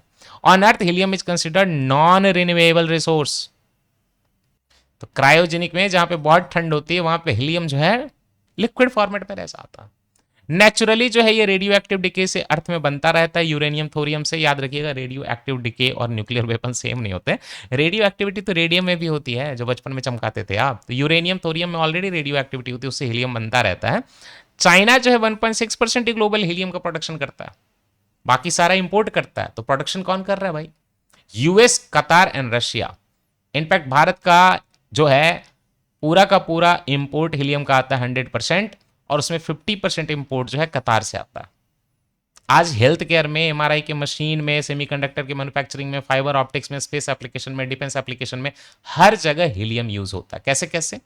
अगर आप एमआरआई मशीन की बात करें ना, तो एमआरआई मशीन में क्या है कि हीलियम डिपेंडेंट सेक्टर में एमआरआई मशीन क्यों आता है? क्योंकि एमआरआई मशीन की अगर हम लोग बात करें तो उसमें ना ये क्रायोजेनिक कूलेंट की तरह काम करता है। ठंडे टेम्परेचर पे भी कूलेंट ये प्रोवाइड कर देगा, क्योंकि इसका जो है बॉइलिंग पॉइंट बहुत लो है, -269 डिग्री सेल्सियस, केमिकली इनर्ट भी है। देन अगर सुपर कंडक्टिंग में हम लोग बात करें ना, तो ये जो मैग्नेट यूज़ होते हैं सुपर कंडक्शन के लिए, याद रखिएगा सुपर कंडक्शन के लिए मैग्नेट यूज़ होते हैं, तो उसमें भी ये हेल्प करता है। तो एमआरआई मशीन में भी ये हेल्प करता है जब सुपर कंडक्टिंग मैग्नेट्स उसमें यूज़ होते हैं। देन हीलियम का सप्लाई जो है कहीं ना कहीं डायग्नोस्टिक इंफ्रास्ट्रक्चर एमआरआई वगैरह में रिलेटेड हो गया, तो रूरल रीजन में हेल्प करेगा। जैसे जैसे हम एक्सपैंड करेंगे, एमआरआई कितनी महंगी होती है आप जानते हैं। Then helium also provides rapid and uniform cooling for silicon wafers. अब ये सेमीकंडक्टर के प्रोडक्शन में भी हेल्प कर रहा है, इसीलिए चाइना एक्सपोर्ट करने से रोक रहा है। इनर्ट एटमॉस्फेयर देता है आपके फैब्रिकेशन प्रोसेसेस में। तो कहीं ना कहीं भारत का जो सेमीकंडक्टर मिशन है उसके लिए क्रिटिकल इनपुट में हीलियम भी आ गया। And helium is also used to pressurise cryogenic fuel tanks. अब आप सोच सकते हैं क्रायोजेनिक फ्यूल टैंक्स कहाँ कहाँ यूज होगा, राइट? फ्यूल लाइंस, ये लो डेंसिटी केमिकल इनर्टनेस के कारण और साथ ही साथ गैसियस स्टेट में रहने के कारण, due to low, even at low temperature, ये क्रायोजेनिक फ्यूल टैंक में यूज होगा। अब जैसे ही क्रायोजेनिक फ्यूल टैंक हो गया तो कहीं ना कहीं इसरो के लॉन्च व्हीकल जहाँ पे क्रायोजेनिक इंजन यूज हो रहा है, चाहे वो LVM-3 हो, Gaganyaan, human space flight mission हो, हर जगह यूज करिए। क्वांटम कंप्यूटिंग में लिक्विड हीलियम को हम लोग यूज करते हैं टू कूल क्वांटम प्रोसेसर्स, क्योंकि यहाँ पे बहुत प्रोसेसिंग फास्ट होती है, उनको ठंडा करना पड़ता है, क्यूबिट्स को ठंडा करना पड़ता है, एब्सोल्यूट जीरो के करीब रखना पड़ता है। देन इससे क्वांटम डीकोहेरेंस भी नहीं होता इस कूलिंग को करने से। टेलीकम्युनिकेशन में it is used to rapidly cool molten glass during the fibre optic cable manufacturing. आप फाइबर ऑप्टिक जब बनाते हो ना केबल, तो उस टाइम पे ग्लास को तुरंत कूल करने में आप इसको यूज कर सकते हो हीलियम को। देन कंटामिनेशन से भी रोकता है, क्योंकि ये तो इनर्ट है, तो ऑक्सीजन नाइट्रोजन के कंटामिनेशन तो होती है लेकिन इसकी नहीं होगी। तो हाई क्वालिटी ऑप्टिकल फाइबर बनेंगे। डिफेंस न्यूक्लियर टेक्नोलॉजी में अगेन इसका एटॉमिक साइज कम है, इनर्ट कैरेक्टर है, नॉन फ्लेमेबल है, जलता भी नहीं है, तो हीलियम को हम लोग जो है एक्सट्रीमली स्मॉल लीक भी होगा ना हाई प्रेशर में तो डिटेक्ट कर सकते हैं, वैक्यूम सिस्टम में पता कर सकते हैं। याद रखिएगा, लेकिन हीलियम को अगर आप खींचिएगा सांस में तो दिक्कत आ जाएगी, क्योंकि ये आपको नशा सा फील होगा, ऑक्सीजन की कमी हो जाएगी बॉडी में। हीलियम बहुत हल्का होता है तो वो रिप्लेस कर देगा ऑक्सीजन को हर जगह से, और फिर आप मतलब हीलियम के जैसे बलून होते हैं ना, उसको कुछ लोग अगर खींच लेना तो आधे मिनट में वो बेहोश हो सकते हैं। इंपॉर्टेंट रोल इसका सेफ्टी मेंटेन करने में भी है, न्यूक्लियर पावर प्लांट में, चाहे वो नेवल प्रोपल्सन सिस्टम में हो चाहे डिफेंस के इक्विपमेंट में हो। अब हीलियम एंड स्पेस की बात हो ही रही तो गगनयान मिशन के बारे में सुन लीजिए। देखिए, गगनयान मिशन अनाउंसमेंट से काफ़ी डिले हो रहा है, क्योंकि उसके पहले की टेक्नोलॉजी बहुत ज़्यादा है, और इसमें अगर एक भी गलती होगी तो आप समझ सकते हैं देश की तो बेइज्जती होगी ही होगी। इसमें लोग भी जा रहे हैं तो वो बहुत बड़ा खतरा हो सकता है ना। तो बेटर लेट देन नेवर, भले कितना भी लेट हो जाए। चलो भाई, ये ना भी हो कोई दिक्कत नहीं, बहुत लोग जा रहे हैं, हमारे लोग दूसरों कंट्री से भी चले जाएंगे, लेकिन इसमें ध्यान रखने की ज़रूरत है। तो गगनयान जो है इंडिया का फर्स्ट इंडिजिनस खुद का बनाया हुआ ह्यूमन स्पेस फ्लाइट मिशन, इसका जो है तरह तरह की टेस्टिंग चल रही है। देखिए, इसमें 2 मॉड्यूल होंगे, एक मॉड्यूल जो इसको जो है एनर्जी प्रोवाइड करेगा, आगे जो है एक क्रू मॉड्यूल होगा जिसमें लोग रहेंगे, 3 लोग रहेंगे, राइट। और फिर फाइनली ऊपर से स्पेस से आके नीचे गिरेगा, पानी पे टकराएगा, तो उसको हम लोग रिकवरी करेंगे, रिकवरी ऑफ एस्ट्रोनॉट्स।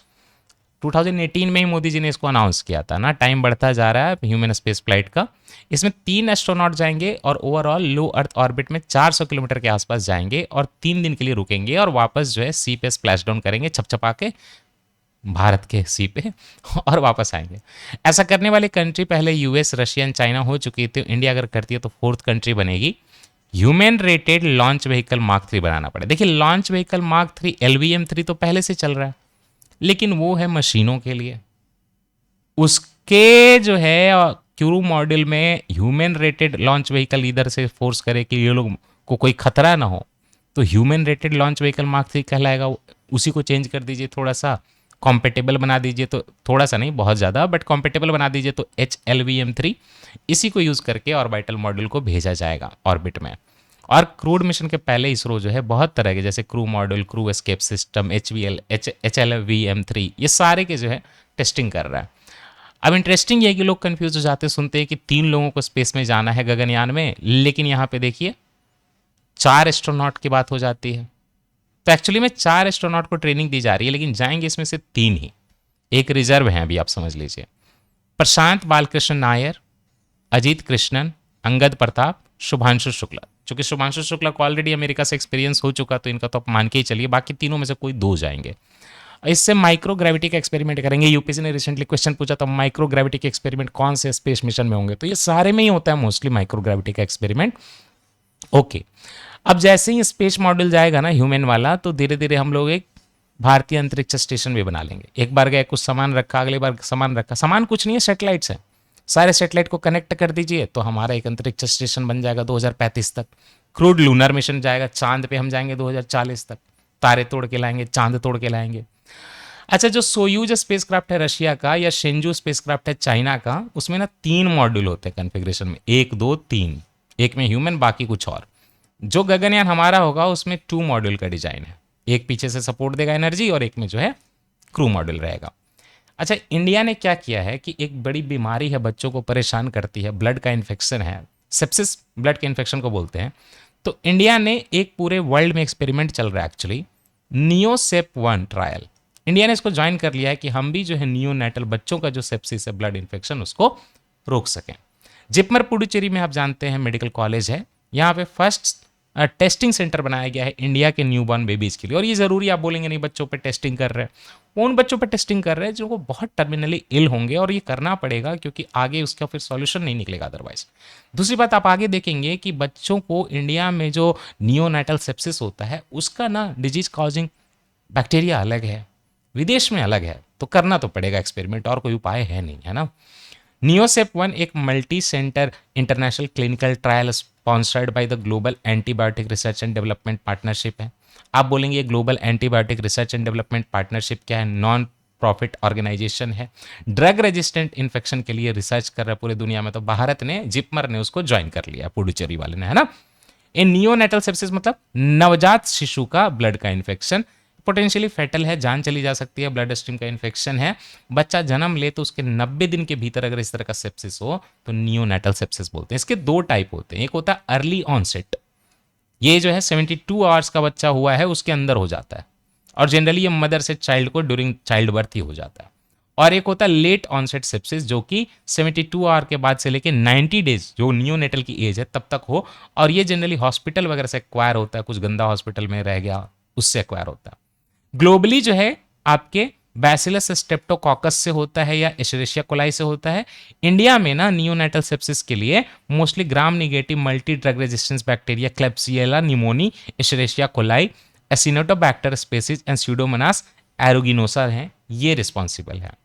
भारत का एक मिशन है, मिशन दृष्टि, उसका ना कम्युनिकेशन छूट गया। क्यों?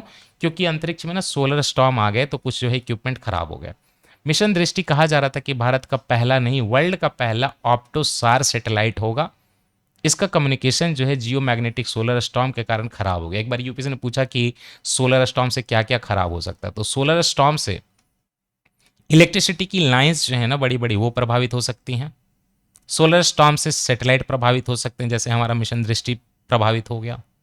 इस तरह की चीजें होती हैं, रडार वगैरह प्रभावित हो सकते हैं। लेकिन अगर कोई ये बोले कि सोलर स्टॉर्म से अर्थक्वेक आ जाएगा या सुनामी आ जाएगा, तो ऐसा भी नहीं है। मिशन दृष्टि वर्ल्ड का फर्स्ट सैटेलाइट कैपेबल, ये ऑप्टिकल मल्टी स्पेक्ट्रल इमेजरी ले रहा था सिंथेटिक अपर्चर रडार से, एसएआर से, सेम लोकेशन का सेम टाइम पे, राइट। और ये डुअल इमेजिंग कैपेबिलिटी की, एक तरफ वो ऑप्टिकल मल्टी स्पेक्ट्रल इमेजरी लेगा, दूसरा सिंथेटिक अपर्चर रडार इमेजरी लेगा, तो काफी अच्छा इमेज आने वाला था अर्थ का। क्यों? क्योंकि अदरवाइज ना क्लाउड वगैरह के कारण प्रॉब्लम आती, खास करके ट्रॉपिकल रीजन में क्लाउड का बहुत ज्यादा प्रॉब्लम है। बट दोनों से लोग ना आप सिंथेटिक अपर्चर रडार से and optical multi spectral imagery से, तो अच्छा आता है। तो ये मिशन दृष्टि हमारा फेल हो गया, बड़ा अच्छा प्रोग्राम था। इसमें ऑप्टिकल सेंसर जो है हाई क्वालिटी विजुअल इमेजेस देता है, और जो सार सेंसर है वो क्लाउड के कवर को पेनिट्रेट करके दिन हो या रात इमेज दे देता है। एक स्पड सेल है, बड़ी इंटरेस्टिंग चीज है कि आज तक ना लैब में प्रॉपर कोई ऐसा सिंथेटिक सेल हमने नहीं बनाया था। लोग यही बोलते हैं ना, जो लोग इवोल्यूशन के अगेंस्ट होते हैं ना, वो कहते हैं कि कोई चीज जो है आर्टिफिशियली बन के कैसे 1 से 2 बन सकती है, ये पॉसिबल ही नहीं है। तो ह्यूमैनिटी तो भगवान ने ही बनाया है। अब इसमें पहले भी मैंने बायोलॉजी में आपको एक्सपेरिमेंट पढ़ाया है माइक्रो मॉलिक्यूल वगैरह, मैक्रो मॉलिक्यूल बनाने का, बट अब ना सेल बना लिया है लैब में, और ये ना रिप्रोड्यूस कर रहा है। यूनाइटेड स्टेट्स में रिसर्चर्स ने एक स्पड सेल बना, स्पड सेल लेबोरेटरी में बनाया हुआ सिंथेटिक सेल है, और completely and completely non living chemical component से क्रिएट किया गया। तो कहीं ना कहीं डार्विनियन इवोल्यूशन को ये बढ़ावा देता, बोलता है कि हाँ डार्विन सही बोल रहा था भैया, डीएनए डिवीजन सब कर ले रहा है ये। तो कन्वेंशनल जेनेटिक इंजीनियरिंग में आज तक हम लोग क्या करते थे, जो ऑलरेडी लिविंग ऑर्गेनिज्म है उसको मॉडिफाई करते थे। स्पड सेल जो है नॉन लिविंग, मिट्टी धूल से बनाया गया है। इसमें सबसे पहले जो है एक लाइपोसोम यूज किया जाता है। लाइपोसोम कोई लिविंग मटेरियल नहीं है, एक आर्टिफिशियल लिपिड वेजाइकल था, गोला था, और वो जो है सेल मेम्ब्रेन की तरह वर्क करेगा। उसके बाद सिंथेटिक सेल में cell free protein synthesis system होगा, जिसको कि प्योर सिस्टम बोलेंगे, और उसके बाद जो है वो ट्रांसलेट करके specially design DNA genome 90,000 base pair का खुद बनाएगा, फंक्शनल प्रोटीन बनाएगा without relying on a living cell. And the DNA of the spud cell will include alpha hemosyline protein, hemolysin protein. और ये जो डीएनए से प्रोटीन बनेगा उससे ना मॉलिक्यूलर पोर हुक सारे बन जाएंगे सिंथेटिक सेल के सरफेस पे। तो these structures allow SPUD cell to now fuse with a smaller lipid vesicle, और दूसरे लिपिड वेजाइकल से फ्यूज करेगा तो न्यूट्रिएंट मेम्ब्रेन मटेरियल फिर और अंदर आ जाएगा, तो वो और एनलार्ज हो जाएगा, एंजाइम बनाने लगेगा, जेनेटिक मटेरियल बना लेगा, और बहुत अच्छे से सेल डिवीजन भी कर सकता है। Natural cells generally rely on cytoskeleton for cell division. SPUD cell जो है अपना डिवीजन फिजिकल प्रेशर और मैकेनिकल स्ट्रेस से कर रहा है, बट थोड़ा बहुत तो इससे लग रहा है कि हाँ नॉन लिविंग मटेरियल से लिविंग मटेरियल बन सकता है। सो ये प्रेशर कहाँ से जनरेट हो रहा है? साइटोस्केलेटन तो नहीं है, प्रोटीन के क्राउडिंग से जनरेट हो रहा है। जैसे मेम्ब्रेन है तो प्रोटीन क्राउडिंग कर रहे हैं तो इससे प्रेशर क्रिएट हो रहा है, तो इससे सेल फट जा रहा है, 2 पार्ट में डिवाइड हो जा रहा है, 2 डॉटर सेल में। मैं बता दूं कि कांग्रेस के एक बहुत बड़े लीडर थे जिन्होंने कामराज प्लान लाया था, राइट। तो नरेंद्र मोदी जी ने उनको ट्रिब्यूट दिया है, क्योंकि थीरू के कामराज का बर्थ एनिवर्सरी 15 जुलाई को मनाया गया। ये फ्रीडम फाइटर तो थे ही, विजनरी पॉलिटिकल लीडर माने जाते थे, नेशन बिल्डर माने जाते थे। के कामराज का जन्म जो है तमिलनाडु में हुआ था, और जलियांवाला बाग मैसेकर 1919 के दौरान इन्होंने इंडियन फ्रीडम स्ट्रगल में पार्टिसिपेट करने का डिसीजन लिया। बाद में गांधी जी का सॉल्ट सत्याग्रह हो, उसमें जेल हुई, क्विट इंडिया मूवमेंट हो, उसमें जेल हुई, एंड लास्ट में 1946 में कॉन्स्टिट्यूएंट असेंबली में भी आ गए। इतना ही नहीं है, लोकसभा में भी आ गए 1952 में। और मजेदार बात यह है कि 1954 से 1963 चीफ मिनिस्टर ऑफ द पुराना जो मद्रास स्टेट था उस टाइम पे, उसके कामराज जो है चीफ मिनिस्टर भी रहे, साउथ इंडियन लीडर थे। 1963 में नेहरू जी ने इनको खुश होकर जो है president of the Indian national Congress बना दिया। उसी के पहले उन्होंने कामराज प्लान बोला था, और बोला था कि कांग्रेस के बड़े लीडर को रिजाइन कर देना चाहिए और देश की सेवा करनी चाहिए, लेकिन नेहरू जी का रहना जरूरी है। तो कुछ लोग कहते हैं कि एक ऐसा प्लान था जिसमें राजेंद्र प्रसाद को भी बोला गया कि आपको भी अपना प्रेसिडेंटशिप जो है छोड़ देना चाहिए। तो ऐसा भी कुछ प्लान था, मतलब ये कांग्रेस के बड़े लीडर का था, राजेंद्र प्रसाद का पता नहीं। राजेंद्र प्रसाद, हाँ, उनको भी बोला गया था। उनकी डेथ जो है 1963 में ही हुई थी राजेंद्र प्रसाद की। चलिए, एनीवे, तो he was posthumously awarded Bharat Ratna also 1976 में। भारत में बर्थ एनिवर्सरी मनाई गई श्यामा प्रसाद मुखर्जी की। आप जानते हैं बीजेपी के लिए बहुत इंपॉर्टेंट है श्यामा प्रसाद मुखर्जी। तो श्यामा प्रसाद मुखर्जी का बर्थ एनिवर्सरी हुआ 6 जुलाई को। कलकत्ता में इनका जन्म हुआ था, और ये सन थे आशुतोष मुखर्जी के। आशुतोष मुखर्जी खुद में एक बहुत बड़े एजुकेशनिस्ट थे, वाइस चांसलर थे कलकत्ता यूनिवर्सिटी के। एंड 1934 में तो खुद जो है वाइस चांसलर कलकत्ता यूनिवर्सिटी के श्यामा प्रसाद मुखर्जी भी बने, at the age of only 33, है ना। Conference of the universities of the British Empire में उन्होंने जो है रिप्रेजेंट किया कलकत्ता यूनिवर्सिटी को इंग्लैंड में। और साथ ही साथ बंगाली जर्नल था एक बंगवानी, उसकी शुरुआत 1922 में इन्होंने की। बाद में नेशनलिस्ट करके एक न्यूज़पेपर भी स्टार्ट किया।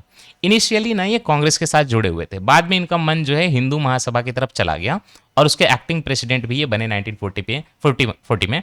1951 में इनको ना कश्मीर मुद्दे पे नाराजगी थी कांग्रेस से। इनका कहना था कि कश्मीर का आर्टिकल 370 जो है ठीक नहीं है, साथ ही साथ लिंग्विस्टिक ऑर्गेनाइजेशन भी ठीक नहीं है, एकता टूटेगी। तो कश्मीर में चले गए थे, और भारतीय जनसंघ की स्थापना 1951 में कर दी। यही भारतीय जनसंघ आगे जो है जनसंघ बनेगा, फिर वो बीजेपी बनेगा, भारतीय जनता पार्टी। ये minister of steel and industry थे, पता है आपको, minister of industry and supply थे, सॉरी। इस दौरान इन्होंने चितरंजन लोकोमोटिव फैक्ट्री जो है काफी फेमस, सिंदरी फर्टिलाइजर कॉर्पोरेशन जो कि वापस शुरू किया है सरकार ने, हिंदुस्तान फर्टिलाइजर्स कॉर्पोरेशन, ये सब की शुरुआत कराने में इनका रोल है एक्चुअली। जम्मू कश्मीर में ये प्रोटेस्ट कर रहे थे कि ये 370 क्यों लाया गया, तो सरकार ने इनको अरेस्ट कर लिया, जेल में इनकी मृत्यु हो गई 1953 में। लाइन ऑफ पार्लियामेंट बोले जाते थे क्योंकि स्पीच ये खतरनाक देते थे। अच्छा, स्वामी विवेकानंद को भी ट्रिब्यूट मिला, क्योंकि स्वामी विवेकानंद का निर्वाण डे जो है 4 जुलाई को था। स्वामी विवेकानंद का असली नाम नरेंद्रनाथ दत्त, 1863 में आपका जन्म हुआ था। रामकृष्ण परमहंस के बहुत इंपॉर्टेंट फॉलोअर थे आप, डिसाइपल थे। और आपका नाम विवेकानंद जो है 1893 में आपने क्यों रखा, क्योंकि जो खेतड़ी रीजन है राजस्थान का, वहां के महाराजा अदित सिंह ने बोला था कि प्लीज आप अपना नाम विवेकानंद रखिए, क्योंकि आप में विवेक है। आप जाएंगे ना तमिलनाडु में यहाँ पे, तो वहाँ पे कन्याकुमारी है। तो कन्याकुमारी में 1892 में उन्होंने एक रॉक पे जो है मेडिटेशन किया था, उसको आज विवेकानंद रॉक मेमोरियल बोलते हैं। वेदांता एंड योगा को इन्होंने वर्ल्ड में फैलाया। न्यू वेदांता का कॉन्सेप्ट दिया कि इंडिया का स्पिरिचुअलिटी और वेस्टर्न जो मटेरियल प्रोग्रेस दोनों को मिक्स करिए तो न्यू वेदांता बनेगा। Service to jiva is the service to Shiva, ये इन्होंने बोला। इनफैक्ट इन्होंने बोला कि अगर आपको लिबरेशन चाहिए तो एक पाथ नहीं है, 4 तरीके हैं, राजयोग, कर्म योग, ज्ञान योग एंड भक्ति योग। ये जनाना योग नहीं है, ज्ञान योग है, इंग्लिश में ऐसे ही लिखते हैं। रामकृष्ण मिशन की शुरुआत इन्होंने 1897 में कर दी अपने गुरुजी के नाम पे। बेलूर मठ की शुरुआत 1899 में कर दी एजुकेशन एंड स्पिरिचुअल डेवलपमेंट के लिए। और विवेकानंद ने हिंदुइज्म को रिप्रेजेंट किया था parliament of religion in Chicago में 1893 में, ये तो सब लोग जानते हैं। बट लंदन हिंदू एसोसिएशन 1896 को एड्रेस किया था, ये भी आप जान लीजिए इन्होंने। देन 1902 में मेडिटेशन के दौरान बेलूर मठ में इनकी मृत्यु हो गई। अच्छा, बंकिम चंद्र चट्टोपाध्याय भी काफी न्यूज में, उनका बर्थ एनिवर्सरी मना है, वंदे मातरम की बात आ गई। तो बंकिम चंद्र चट्टोपाध्याय जो थे 1894 में इनकी मृत्यु हो गई थी, 1838 में जन्म हुआ था, 27 जून को जो है इनका बर्थ एनिवर्सरी हो गया। अब ये जो है नैहाटी बंगाल प्रेसिडेंसी में, अब जो है वेस्ट बंगाल में पड़ेगा, वहां जन्म हुआ था। ये एक्चुअली में पता है आपको 1858 में रिवॉल्यूशन के 1 साल बाद जो है डेप्यूटी मजिस्ट्रेट और डेप्यूटी कलेक्टर बने थे। हाँ, father of the modern Bengali novel ये कहे जाते हैं, और बंगाली रेनेसां के बहुत इंपॉर्टेंट फिगर हैं। आनंद मठ जो इनका हिस्टोरिकल नॉवेल था वो सन्यासी रिबेलियन के बारे में था, 1882 में पब्लिश हुआ था और वो इंडियन नेशनलिज्म का सिंबल बन गया, खास करके स्वदेशी मूवमेंट 1905 के दौरान। वंदे मातरम के बारे में बहुत कुछ मैंने आपको ऑलरेडी पढ़ा दिया है पॉलिटी में, तो वहां से आप देख लीजिएगा। 1870 में वंदे मातरम को कंपोज किया इन्होंने, ये संस्कृत में है ना, और एक बंग दर्शन 1875 में पब्लिश किया। बाद में आनंद मठ में इन्होंने यही वाला जो वंदे मातरम है बंग दर्शन में जो पब्लिश हुआ था उसको डाल दिया। चलिए, इंडियन नेशनल सॉन्ग 1950 में ये बना, लेकिन शुरुआत में 2 स्टैंजा बने थे, राइट।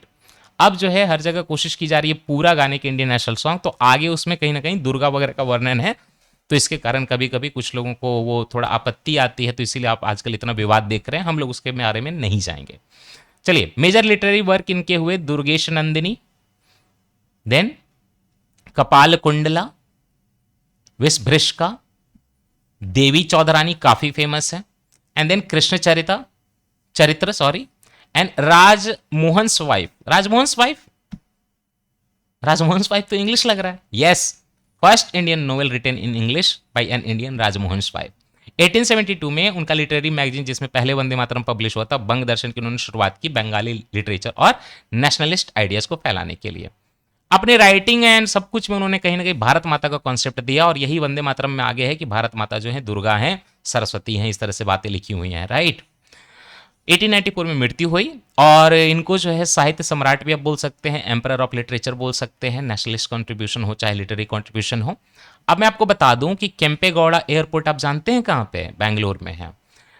नद Prabhu Kempegowda vice president of India ने उनको ट्रिब्यूट पे किया, नाड प्रभु श्री केम्पेगौड़ा जी को, उनकी 517वीं बर्थडे एनिवर्सरी थी।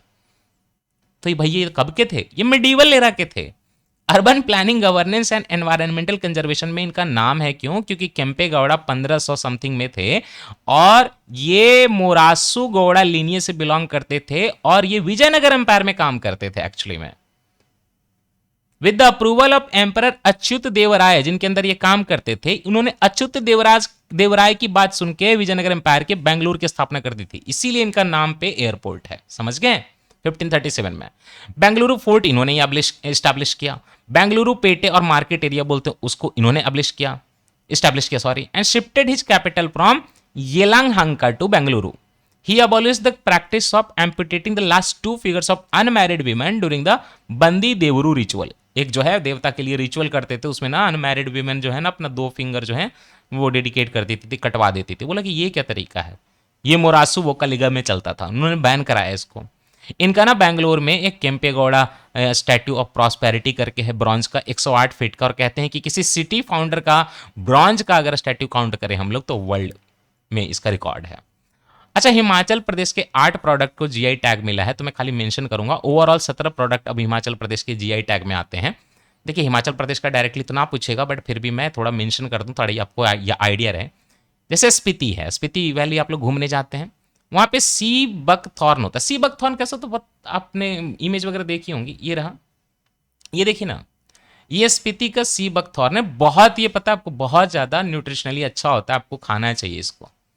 सी बकथॉर्न मतलब स्पीति क्या है, कोल्ड डेजर्ट है, तो ये ना कोल्ड डेजर्ट में होता है, डेजर्ट में होता है। चलिए, किन्नौर का एप्पल, किन्नौर की टोपी, देन किन्नौर की ज्वेलरी, तो सब तो 3 तो किन्नौर का ही हो गया, एप्पल, टोपी, ज्वेलरी। सलूनी सफेद मक्का, चंबा का मेटल आर्ट, सिरमौर का लोहिया, एंड देन सेपुवड़ी मंडी का, हाँ, जहां से वो है कंगना रनौत। तो 8 प्रोडक्ट भैया मिल गया। इस तरह से बेंगलुरु को टोटल 7 हो गया आज तक में, समझ गए। आइए, तो स्पीति का सी बकथॉर्न न्यूट्रिएंट रिच है, ये हेल्थ रिलेटेड प्रिपरेशन में, न्यूट्रास्यूटिकल में आता है। चंबा का मेटल आर्ट जो है, इसमें रिलीजियस सेरेमोनियल ऑब्जेक्ट बनाते हैं। किन्नौरी टोपी जो है वुलन है, एंड किन्नौरी एप्पल जो है मीठा है। आप कैसे हैं, आप खट्टे हैं। आइए, सलोनी सफेद मक्का, ये ट्रेडिशनल वैरायटी है मेज का। देन सिरमौरी लोहिया क्या है, एक वूलन ब्लैंकेट है, ये लोहिया जो है ना, लोहिया ये वूलन ब्लैंकेट है, आप इसको ओढ़ के सो जाइएगा।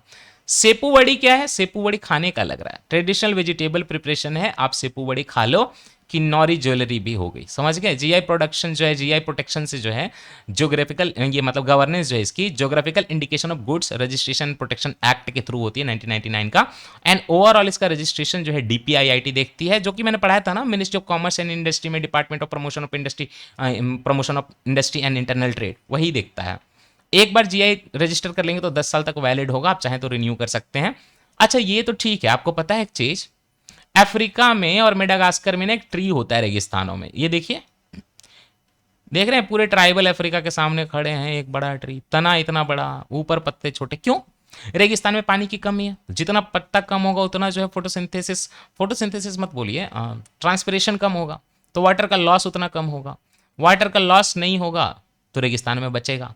दूसरी बात, तना इतना मोटा होगा, इसमें पानी स्टोर रहेगा। तो ये कहलाता बाओबाब ट्री। अब इंडिया में ना ये था नहीं, बट काफी पहले किसी अरब ट्रेवलर ने, जो अफ्रीका से होकर आ रहा होगा, अफगान से होकर आ रहा होगा, उसने लेकर आया। तो मांडू का खुरासनी इमली कुछ नहीं है, वो ना बाओबाब ट्री है, बाओबाब ट्री, सॉरी, इसको जीआई टैग मिला। खुरासनी इमली खट्टा होता है, ये ही बाओबाब फ्रूट जो है ना खट्टा होता है। एंड मांडू मध्य प्रदेश में उसको जीआई टैग मिला है। मांडू वही आपकी रूपमती का महल जहां पे है। खुरासनी इमली जो है बाओबाब ट्री का फ्रूट है और स्वीट सोर टैंगी फ्लेवर, चटपटा। द बाओबाब ट्री इस जो है introduce 600 years ago, medieval era में अफगान एंड अरब ट्रेवलर लेकर आए थे। मेडागास्कर में 6 एंडेमिक स्पीसीज हैं बाओबाब की सबसे ज्यादा, तो ग्लोबल हॉटस्पॉट बाओबाब का मेडागास्कर है। ये इकोलॉजी में भी आप पढ़ते हैं बाओबाब ट्री एक्चुअली, ये एडेप्टेशन है डेजर्ट का। मांडू में इंडिया का लार्जेस्ट नेचुरल पॉपुलेशन है बाओबाब ट्री का, लेकर आए हैं इसलिए नेचुरल है। 1000 ट्री हैं जो कि इसके पूरे मांडू में फैले हुए हैं। So with this I am ending this lecture. आपका जो है हाफ कंप्लीट हो गया। आज आपको जो है बाकी हाफ डे मिल जाएगा और आपके शेड्यूल के हिसाब से चीज़ें हो जाएंगी। तो मिलते हैं नेक्स्ट लेक्चर में, and half of the content of the July month will be done in the next lecture. Thank you so much.